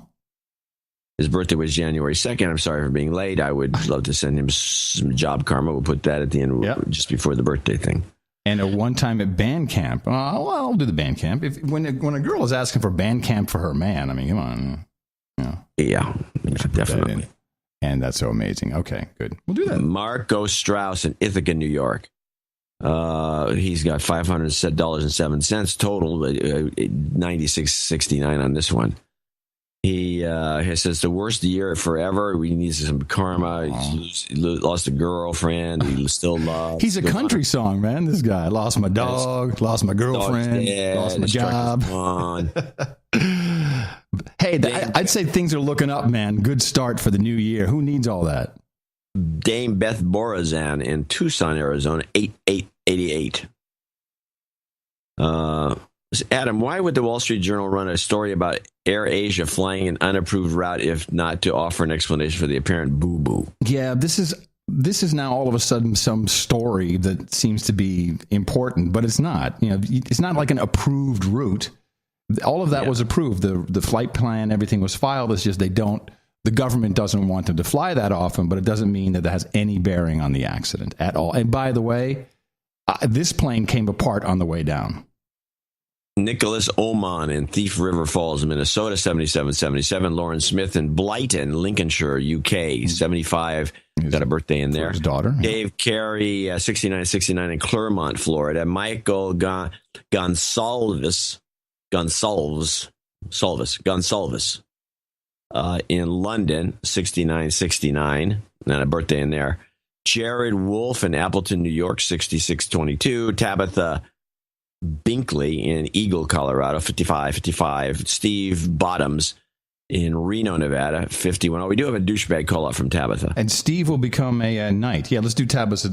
Yeah, Tabitha's got, for my For late Christmas and to start the ball rolling for my husband, Billy Magruder, please give him a de-douching and call out Bud Magruder, who got us into the show as a douchebag. Hey, man. Douchebag. It's no good.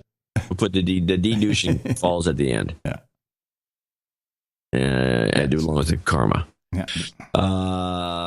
Steve Bottoms a night. Matthew Januszewski in Chicago. 50. These are all 50s. You're up to the 50s already. Adam Beck in Las Oasis, Nevada. Steve Milliken in Corpus Christi, Texas. Scott Wallace, San Antonio, where they have a lot of nice chefs. Chefs. Soren Jergard. What do you think? You could be able to, that sounds something you could pronounce. It's like Jergard. No, I'd say Kjaersgaard. Okay, that sounds good. Kjaersgaard. And finally, Jason DeLuzio in Chadsford, Pennsylvania, along with our regular store Mark Tanner from Whittier, California. That concludes our list. I have two for show 684. I have one. Let me see. This is from Sir Kyle Kinzel. My donation of $50. He said on 682. I already wrote him. Oh, are we good? Yeah, well, you talked about it. Don't you remember the guy and he wants the thing to be blasting out over the... I remember discussing it. Did we do the douchebag call out? I don't know if we did the douchebag call out, but we can do the douchebag. Oh, no, we did. That was the chairlift operator. You're right. I'm sorry. Yeah, the chairlift operator. Right. We wanted him called out on the speakers. You remember it? Yes, because it was a funny story. You're right. I remember. Then I have a check. This was interesting. This came to the house with a Christmas card with a $250 check, which I'll send to you. It says no agenda show on it, so I guess I can't cash that, can I? You can send it to me. It's fine. Well, yeah. And it's from Box 339 El Cerrito, California.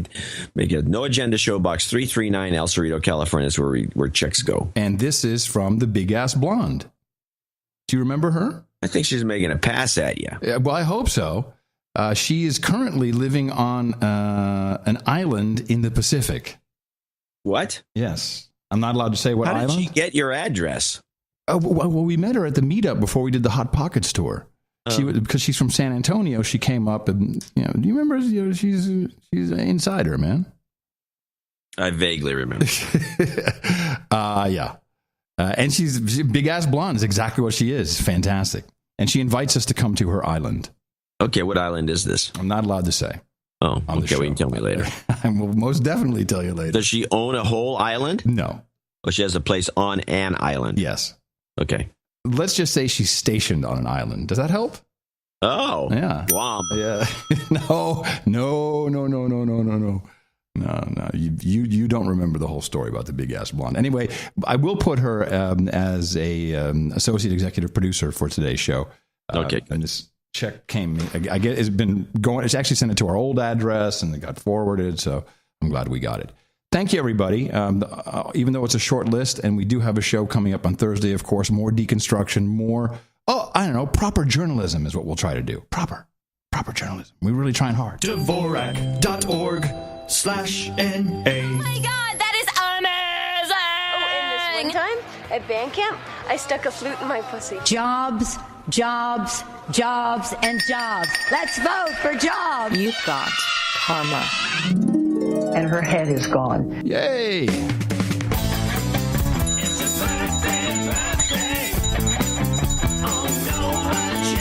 Hey, here's the list. Candace Hart says happy birthday to her boyfriend Nkosi. Nkosi celebrated on the 2nd. Sir Kvistan says happy birthday to his daughter Lauren Smith. She's celebrating on the 5th of January. And Miguel Gonçalves says happy birthday to Lou Garcia, 42 years old today. Happy birthday from all your friends here at the best podcast in the universe. Bringing out the swords right away. We've got a knighting. Very nice to see Steve Bottoms joining us here. We'll get him up on the podium. Steve Bottoms, thank you very much for your accounting and for your long support of the best podcasting universe, the amount of $1,000 or more. Therefore, we introduce you as a new member to the No Agenda Roundtable and knight thee, Sir Old IT Guy. Please, sir, for you. Hookers and Blow, Rent Boys and Chardonnay, Sake and Sushi, Root Beer and Pepperoni Pizza, Hookers and Molly, Whiskey and Wet Wipes. We got Peppy Van Winkle Bourbon served by Oktoberfest Fraulines. And, of course, there's always the ever-popular mutton and mead. Steve, go to noagendanation.com/rings. And please tweet us when you receive your ring, your sealing wax, the certificate, etc. Yes, with a picture. Yep. Very cool. We like that a lot. You can just upload right there. Well, I was, as you mentioned, this journalism, what's good, what's bad. I know one thing for sure that I would agree with everybody on, which is if you ask a question, yeah, and then the guy goes off the deep end, doesn't answer the question in any way, shape, or form, it seems it behooves the journalist to say that wasn't the question I asked. I want to answer the question. Nobody ever does that, especially in the White House or the Defense Department or the Department of State, because you will be disinvited. You won't be able to go back. So this is the way that it works. Right. So I found a couple of classics from 2011. There's two clips. One is the amazing BS or attribution question. Mm-hmm. Now, this one, the woman asks a very straightforward, very interesting question, and the guy does one of those, trickerations. Well, the question. What's really important, the question you should be asking is, it's not that quite. It's not quite that blatant, but it might as well be. And this guy is one of the, I think this is State Department, one of the tech experts, talking through his hat, making stuff up as he goes along with just a ridiculous answer. Rafal, I'm going to push back on you just a little bit on the attribution question, which you don't see as that big a challenge, I guess.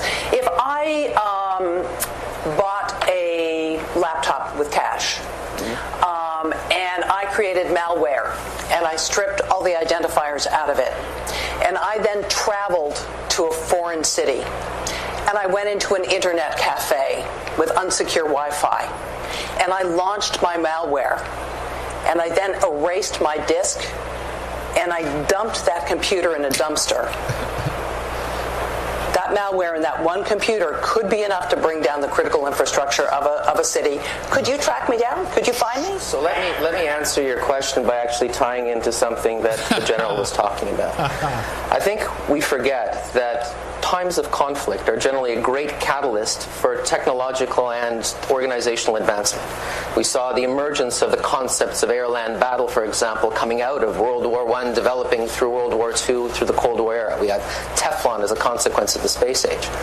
I think the main innovation coming out of the last 10 years of the global war on terror has been a revolution in the way that we apply intelligence in warfare.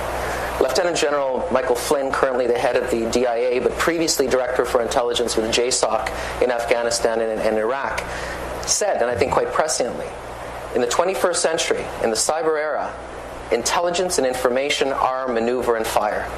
The ability to be able to generate data from vast distributed services, to aggregate it, to correlate it, to share it effectively, to create actionable items, is a huge advancement, which was responsible for example, the ability to interdict IED networks in Iraq before they were able to form. Okay? That same kind of cross-disciplinary, polymorphic analysis made possible by the fusion of data. Wait a minute. Hold on. Time to roll this back. This is a good one. The polymorphic what? Analysis. Cross-disciplinary. This is good. This is good. I want to write this down. This is good. We're able to form. Okay? That same kind of cross-disciplinary, polymorphic analysis made possible by the fusion of data and analytical systems. Hold on. Cross-disciplinary, polymorphic. I got to use this. It's a good one. Polymorphic. I take it back. This is Defense Department. Okay. Which was responsible for example, the ability to interdict IED networks in Iraq before they were able to form. Okay? That same kind of cross-disciplinary, polymorphic analysis made possible by the fusion of data and analytical systems is exactly what would solve the problem of attribution. Made possible by... That will solve the problem of attribution. Yeah. Great. So this woman who had bought the computer with cash and dropped some malware into the public domain and then dumped the computer could be found out anyway because of cross-discipline polymorphic analysis. They'd figure it out who it was. There's one thing. There's something in the end. Cross-disciplinary polymorphic analysis made possible by the analytics. It would solve the problem of attribution. By the analytics. This is fantastic. I'm just going to say this to people. Made possible by the fusion of data and analytical systems is exactly what would solve the problem of attribution. Fusion of data and analytical systems. And analytical systems will solve the problem. The problem of attribution. Great question. That's not a great question. Wow. That guy should That's what we're dealing with. That guy should be shot. I think we should just take him out back, shoot this guy. Yeah. This is what we're dealing with. This is why we can make no progress in this country. This is why the budget for the military has gone so high, because of this guy. And everybody just started booing him. They should have started booing and throwing paper balls at him. Wow. Well, he does another little one here. No, there's more? There's one little one. All right, here we go. And this is the BS Artist Part 2. I shall take a listen to this because, as you know, the cross-disciplinary polymorphic analysis made possible by the analytics of the fusion of data and analytical systems will solve the problem of attribution. Rafal's going to handle that. One thing I would say, I think the enduring lesson that comes out of Stuxnet and Olympic Games is that it proved once and for all that you can weaponize cyberspace and treat it as if it was any other weapons platform, meaning that there is propagator code that will deliver code which is finely targeted to affect only one certain place onto target. I think it's nonsense to talk about cybersecurity without thinking about it in terms of offense and defense. When we train our infantryers and send them on peacekeeping missions, they're not going to be moving backwards. They're trained in advanced to contact as well as defensive. We need to be thinking in terms of cyber in exactly the same kind of way. Because cyber weapons are largely defined in terms of legal liability, what you're talking about, who they affect, what they affect, and because code gives us the ability to actually make that quite precise. Again, Olympic Games, I think, proves that. I think it's a reality that we have to get over. Oh, my goodness. Who is this guy from? I believe this was a Defense Department guy, and I'm going to have to now... He must be, but he's not in the Defense Department. He's a sales guy. There's got to be a sales guy. No, I think he's in the Public Relations Department. They have like 10,000 people. Wow. Okay, Bill, your turn. Go up there and wow them. Wow. I don't know. Now I got to do some research and find out. I think it would be fun. We should just... He's still doing it. He's obviously still having the same phony baloney pitches. Yeah. Maybe we can just create a website that makes it look like we have a real company and just put this kind of crap in there. Yeah. And then just take... There's plenty of websites like that. I know, but it will be ours. And we can take retainer payments. Retainers, that's good. And then we'll just do, we can stay at home. We can do, what is that, the GoToMeeting. And, it's a John, what do you think now that you've looked at the cross-disciplinary polymorphic analysis? Well, I'm telling you, I'm finally coming to the conclusion that this cross-discipline is going to make it possible with the fusion of both data systems, big data. Big data is incredibly important. It's going to allow us to analyze to the point where we can actually find the man doing the coding in the country that he's at as he codes in real time, because there's attributions available to us now that we have analytics. And even if they strip out all of the identifiers, we still can find the propagation code or put our own propagation code in to have the attribution fall back through the cloud-based system that we the problem in stripping out the identifiers is they don't know all the identifiers. I think the analogy is the VIN numbers on automobiles. There's 2 of them that are hidden, and there are plenty of hidden attribute data. Dude, you're falling apart on the pitch. I'm sorry. There's plenty of other alternative attribution data within any code that's of any size. Just, in fact, for example, if I save a Word document, there will be my name. Yes. And I could do exactly. John, this is a great analogy for you people here in the room as clients. John, please continue. So it is always possible to get the attribution. It's never completely destroyed. And then there is the signature. Now, the signature may be the absolute easiest way to find attribution. Everybody codes differently, and you run an analytical program on top of the code, and you can pretty much identify the person who wrote the code because everybody writes a little different. It's exactly the same as handwriting recognition. Yes, it's completely the same. And we would like to start you off with our Doom Viking IP identifier cloud service.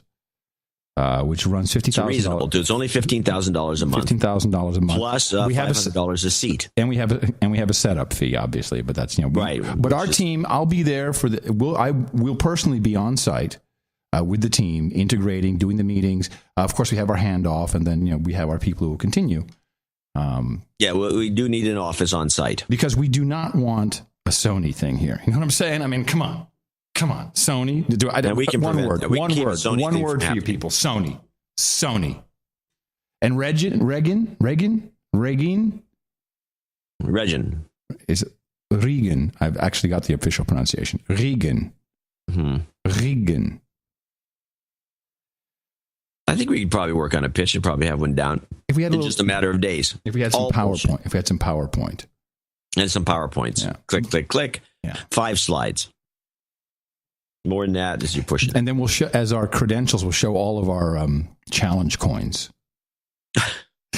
We'll just wear them as medals. We can't say we worked on these projects because you can see why. Yeah, because it's pretty obvious that we don't want to be thrown in the brig. We got to be careful.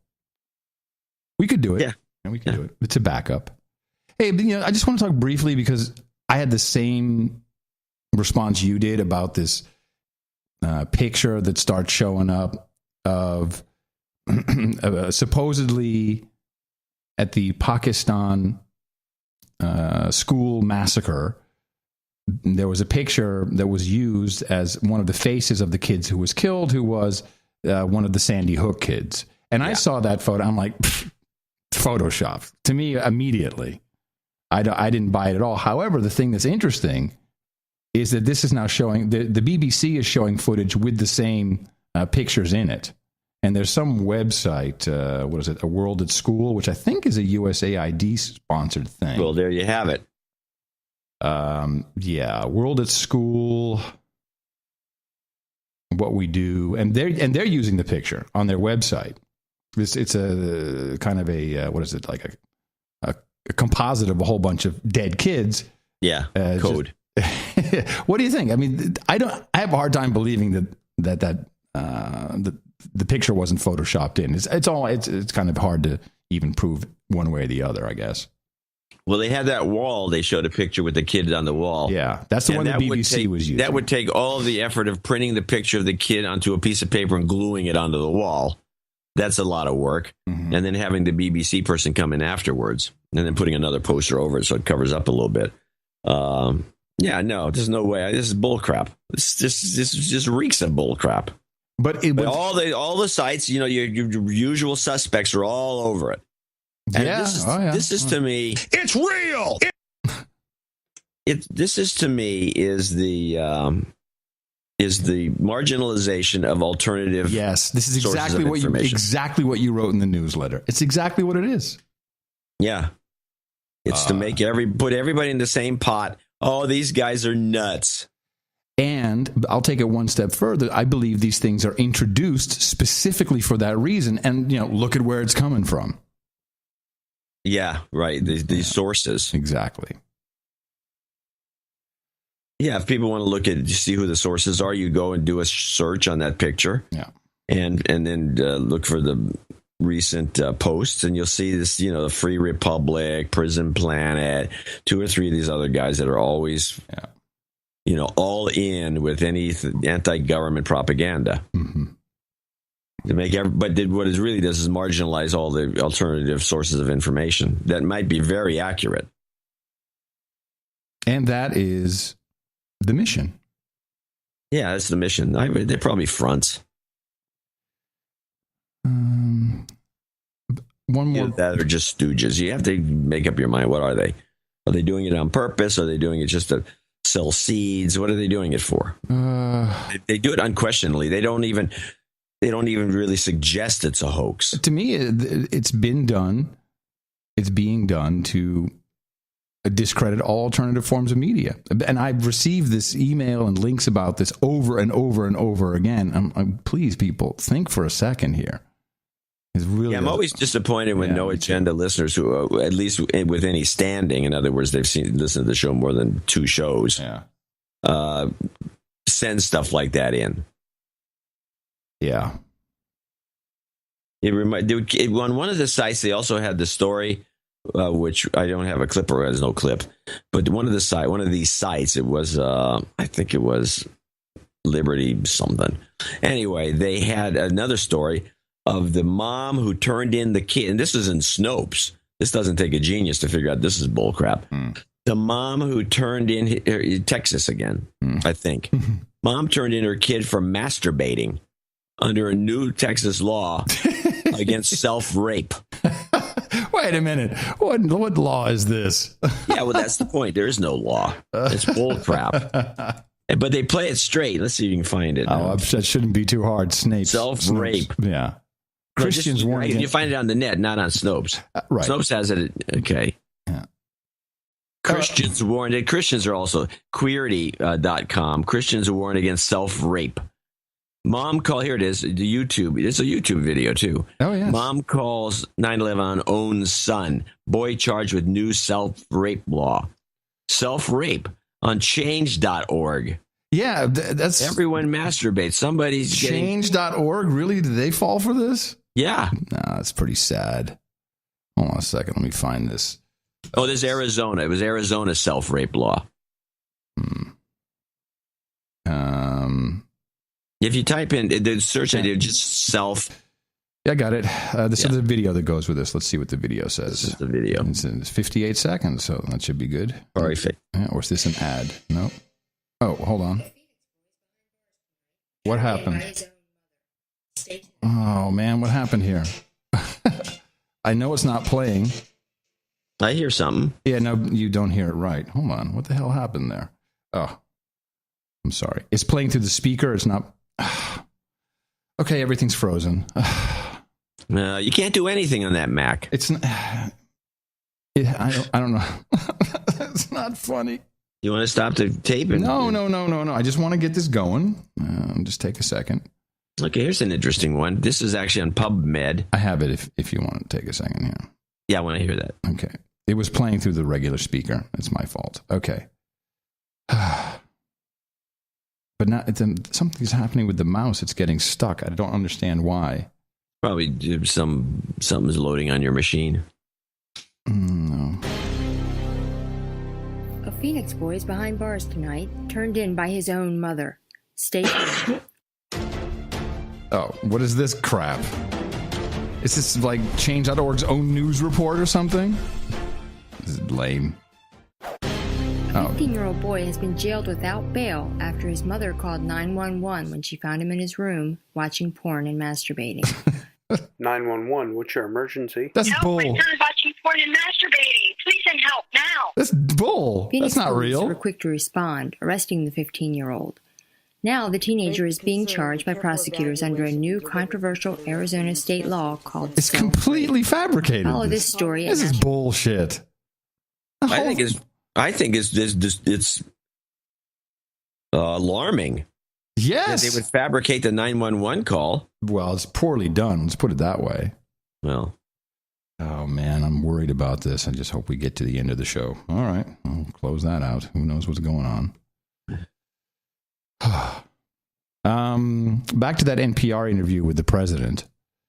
He did something very unexpected when asked about the terrorists. And on the international front, even as we're managing ISIL and trying to roll them back and ultimately defeat them, even as we've been executing the drawdown in Afghanistan in a responsible way. Why is he not saying Daesh? I don't know. Why is he back to ISIL? Everyone's using Daesh. No, they're not. Yes, the State Department, the Pentagon, they're all using Daesh. You remember we had all these clips. Yeah, but okay, maybe, I don't know. If everyone's, I'm just trying to figure out. Maybe the other Obama uses Daesh. Well, but they need to brief both of them. Huh. Well, I don't know. Yeah, these are things that bother me. I'm sorry. I don't know. Here's what bothers me. Here's a clip. Well, back to the other thing, by the way, there is some multiple personality self-rape. Is that illegal? No, it's not illegal. It's just a condition, apparently, with people that are nuts. I think I've suffered from that from time to time. I like you, hand. Oh, man. Play this one. This really is, wow. New Shanghai port. New Shanghai port. We stay in Shanghai, where the city is starting the fourth phase of the Yangcheng Deepwater Port. The port handling capacity will reach 6.3 million containers by 2017 when it's complete. The fourth phase will adopt the latest automatic system to manage the port. The advantage of an automatic system will allow a larger capacity of containers. And after the completion of the fourth phase, the Shanghai port will have an annual capacity of 40 million 20-foot units, the standard unit for describing a ship's cargo carrying capacity. The number will be the annual production rate of the entire United States, sharing 1/10 of the world's annual rate. Wow. So this one port. Serious, yeah. That's nasty. Yeah.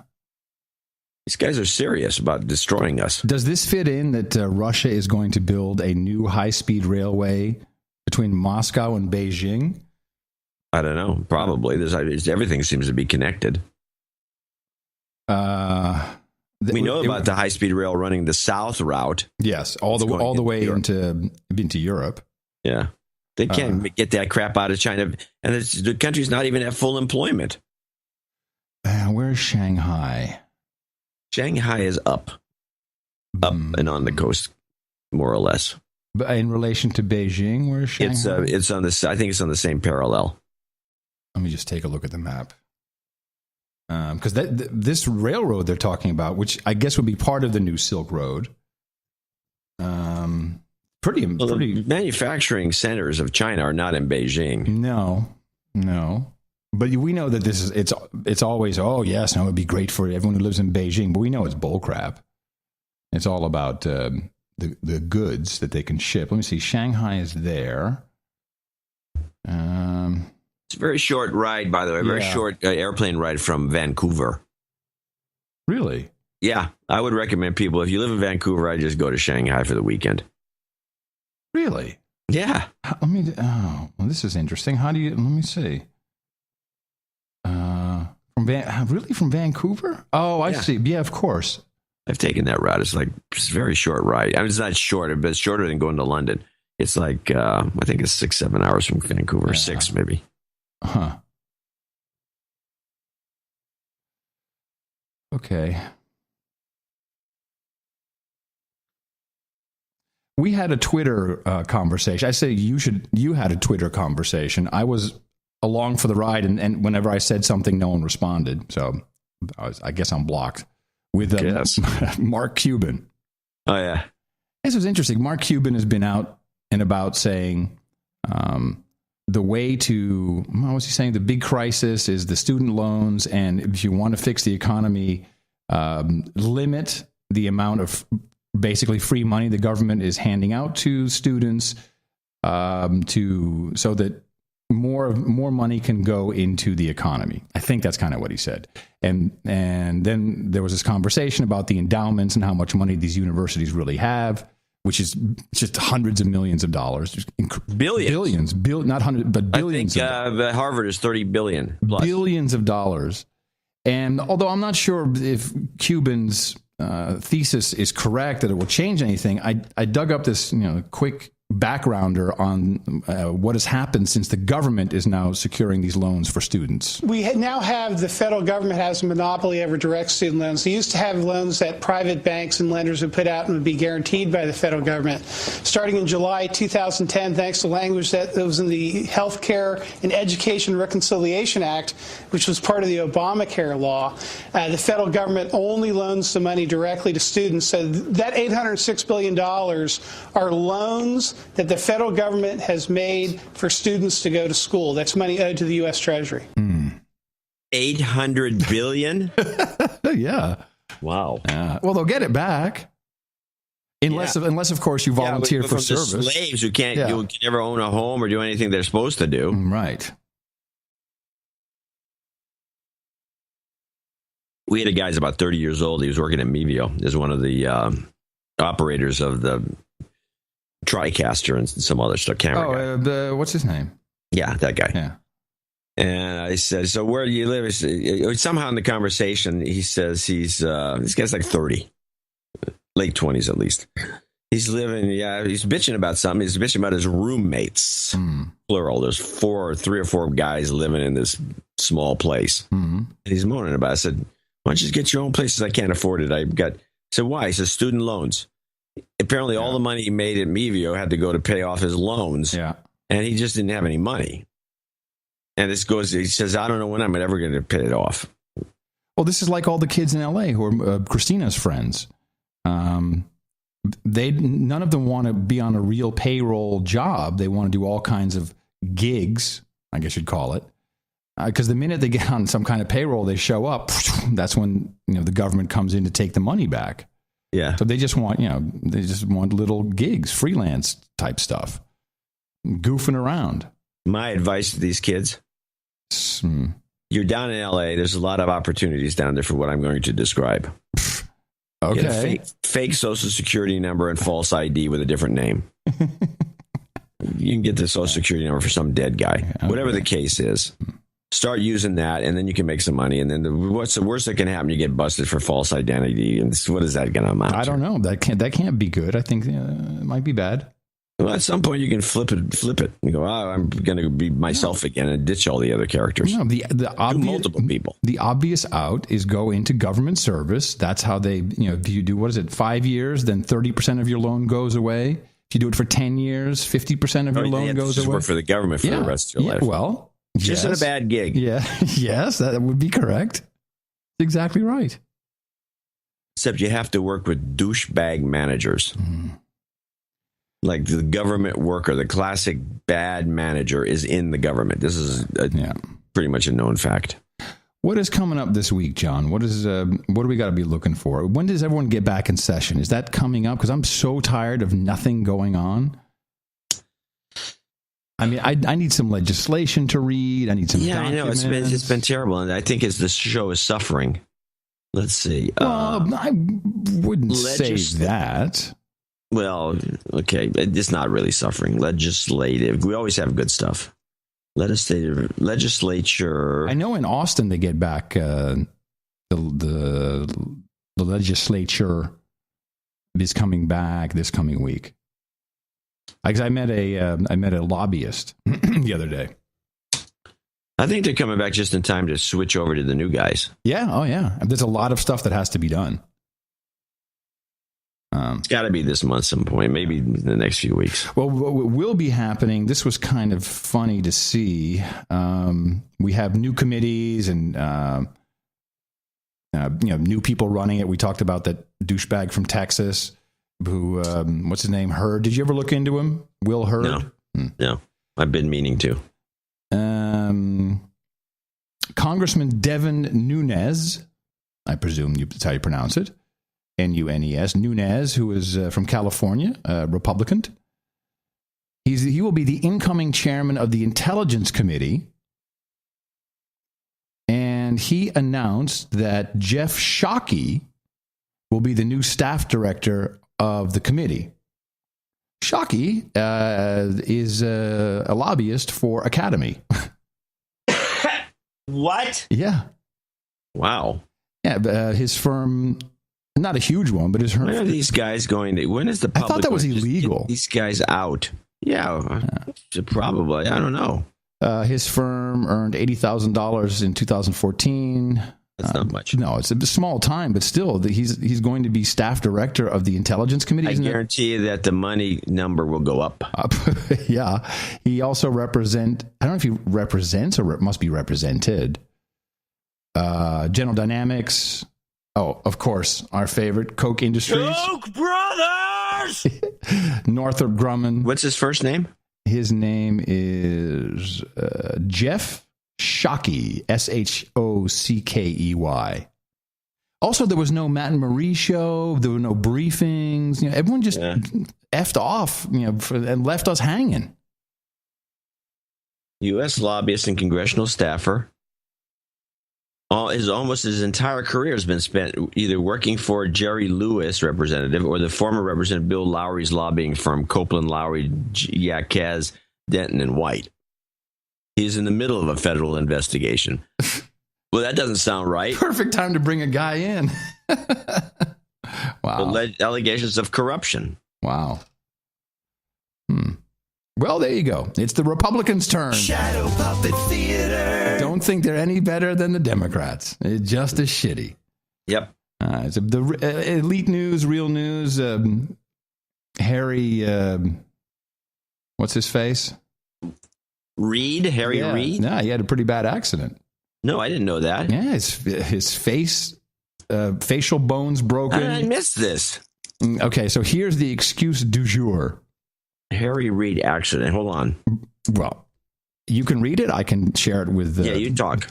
Broke his ribs and facial bones when a piece of exercise equipment malfunctioned. That's what they call it. Exercise equipment malfunction during a workout at his Nevada home.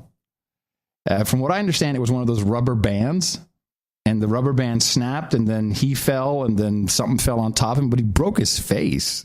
That doesn't sound right. I think... it doesn't sound right at all. And most of those rubber bands, as far as I know, it's not going to snap. I know that's the case with many of them. When they break, they don't break violently. No. But even those things breaking, I don't think I have ever really heard of that happening.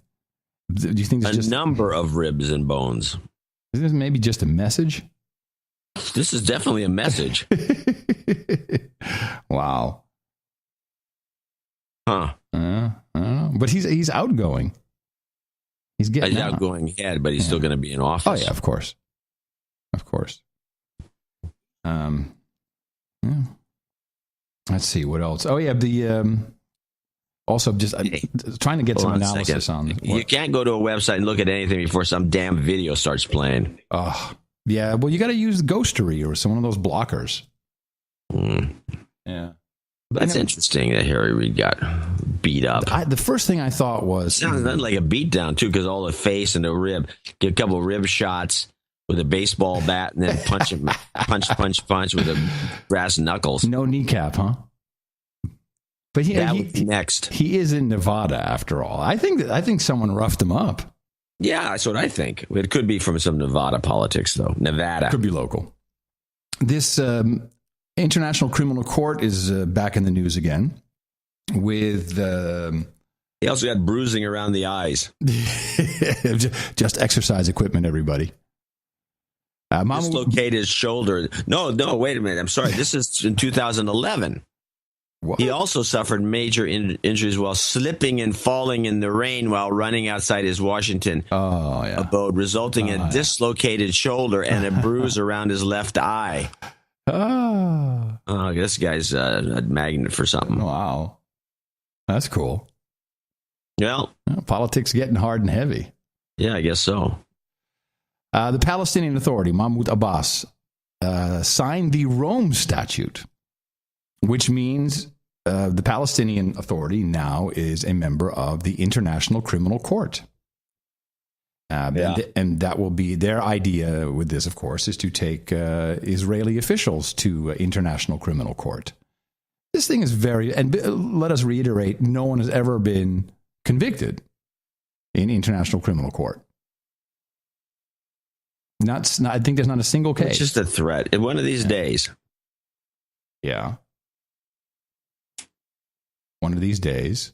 One of these days, and it's going to be something screwy, like they're going to take the international court and they're going to make it so the euro has to abide by it, and then they're going to have, then the Europeans will be, then George Bush gets arrested. I tell you, there'll be a complaint. No, I think it won't be for that. It will be for citizens, who use the internet to bully people. Well, maybe. We'll send you to the International Criminal Court. Well, I don't see Dick Cheney in any hurry to go visit France. That's for sure. And then this non-story, which I'm surprised everyone kept sending this. Prince Andrew, Jeffrey Epstein. This is 2 years old, this story. That this Epstein had underage girls. And Clinton was there, too. This is an old story. Why I don't know why it cropped up again. Yeah, why is Clinton not being named again? He was there. The article I read, he was named. Yeah, but the headline is Prince Andrew. Yeah. Well, Clinton's a good man. Yes, he is. This Epstein's no good, though. Man, what a douche knuckle. He's a pimp. If only everybody knew how things really, really work. If only we could get some of that once in a while. That's not going to happen. All right, Besides John. that, it probably comes in with a little of the Harry Reid action. Yeah. We don't need that. I have I do have a, just because it's Sunday. Are you going up today? No. I go on 11th. iPhone, schmyphone. And I actually have news about a phone. Okay. This is just a commercial that I heard. When I saw this commercial, I heard it. My ears perked up.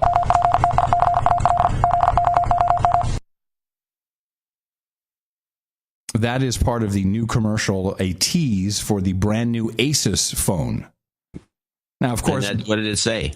Well, I had to listen to it a couple times because it's going pretty fast, and it's not really a standard tone. Optical zoom is what that spells out. Oh, optical zoom. Mm-hmm. All right. I found it fascinating that they used Morse code in a tease. Just to get the worst kind of nerd. I mean, seriously, hams are cheap bastards. Yeah, hams aren't going to buy that phone. Why would you do this? Free. Or is this to get kids go, hey, wait a minute, that's Morse code. I can probably find a translator on it. I don't know. Why would they do this? Maybe to promote the use of Morse code. Oh. This is what you've been doing. I wish. You've been promoting it. I got all the way to Honolulu on sideband with a new test I'm doing with an indoor antenna. You going to get a QSL card? Yeah, heck yeah. Yeah. The 10-meter band has been off the hook. Conditions are great, John. Skip is everywhere. Huh. All right. Give me something to play out, man. Let's go. I'm falling apart here. Well, here's the migrants on the boat story, which has a number of little details I found fascinating. With Europe being a preferred option for some Syrian refugees, but this inevitably puts a strain on host nations. Italy is now processing the 360 Syrian migrants who survived a 5-day ordeal aboard the cattle transporter Ezzadine, which had been abandoned by its crew. They too recount an incredibly difficult journey. The Ezzadine lies finally in dock, the blankets of its migrant passengers strewn across the deck, but you need to go inside to get a proper look at the terrible conditions on board. The Ezzadine is equipped to transport cattle, with cages open to the outside. 360 people crowded in here in the cold and wet. Personal belongings lie abandoned. A stairwell is littered with rubbish. Downstairs, the hold, where many of the travellers huddled in darkness. The crew abandoned ship mid-sea, leaving the bridge ransacked. Arriving in the south of Italy on Friday night, the migrants were tired but relieved. The passengers, all from Syria, were finally on dry land. The evacuation took more than 3 hours, the end of an ordeal. How was the trip? It's very difficult. From 11 days. 11 days? From 11 days. Families travelling together, many of them with babies. These people have gone 5 days without eating, without any electricity. It was really grueling. Many passengers say they boarded in Mersin in Turkey. Human traffickers had organised the trip at a cost of several $1,000s each. I paid $3,000. I paid $7,000. Italian authorities have now taken the migrants to be housed in welcome centres spread throughout the country. Wow. Welcome centers. Man, that's New World Order doublespeak. Yeah, that's what I'd say. And internment camps, more like it. Whatever the case, I thought this was the most interesting. So you buy this probably as a salvage boat that was a cattle carrier. Yeah, these guys make like 2 million euros doing this. No, they had 300 people into $7,000 a pop. That would be. I'm just reiterating Dutch news stories we've been talking about. Oh, okay. Well, yeah, maybe it was 2 million.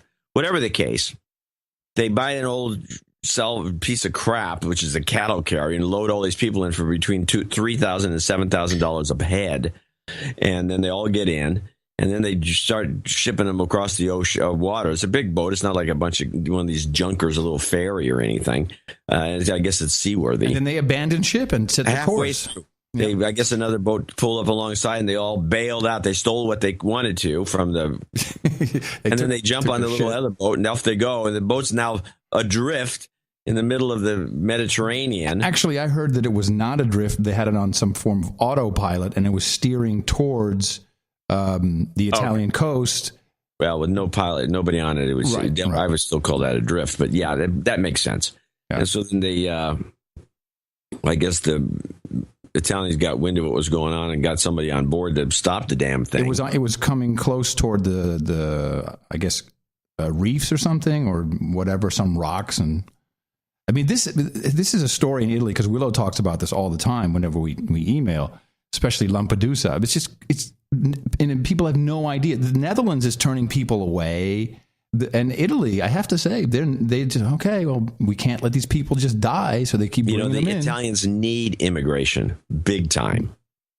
They have the worst population numbers. They need these people there to do the jobs that no one can do, and that are, they're not having babies. It's a dead country. Wow. So I think this is probably a positive thing for Italy. Do you think they're having lots of sex, though? On the boat? No, the Italians on the boat. I would assume that. No babies. I mean, that's a bummer. They're probably having lots of sex. Sure, it's a hedonistic sex. No babies wanted.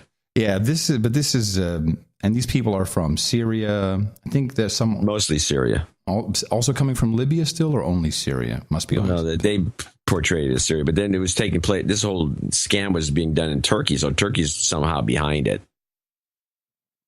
Yeah, they don't want these refugees. Yeah, the Italians. Turkey is notorious for that. Just stay there. See that line? Just stay on that side of the line. Yeah. No, Turkey is not really nice when it comes to that. Where's Angelina Jolie? Should she be out there? She's the high representative for the evacuees and refugees. She's working on a movie. She's got the chicken pox. All righty, everybody.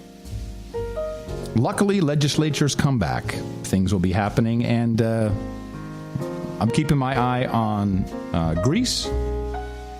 I still have some doubts about this Air Asia. I'm working on it. I don't want to say anything yet because I don't want to sound stupid, but this the CEO is a little irksome.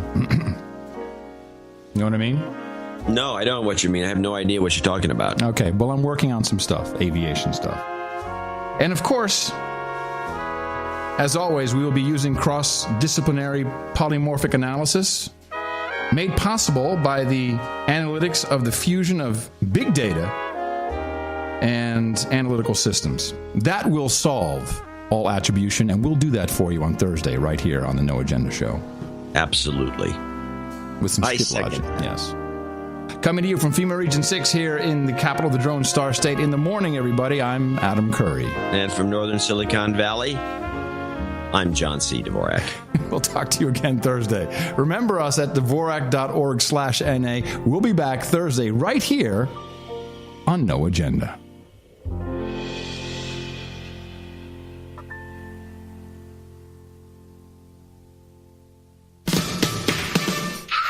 ISIS. We will follow them to the gate.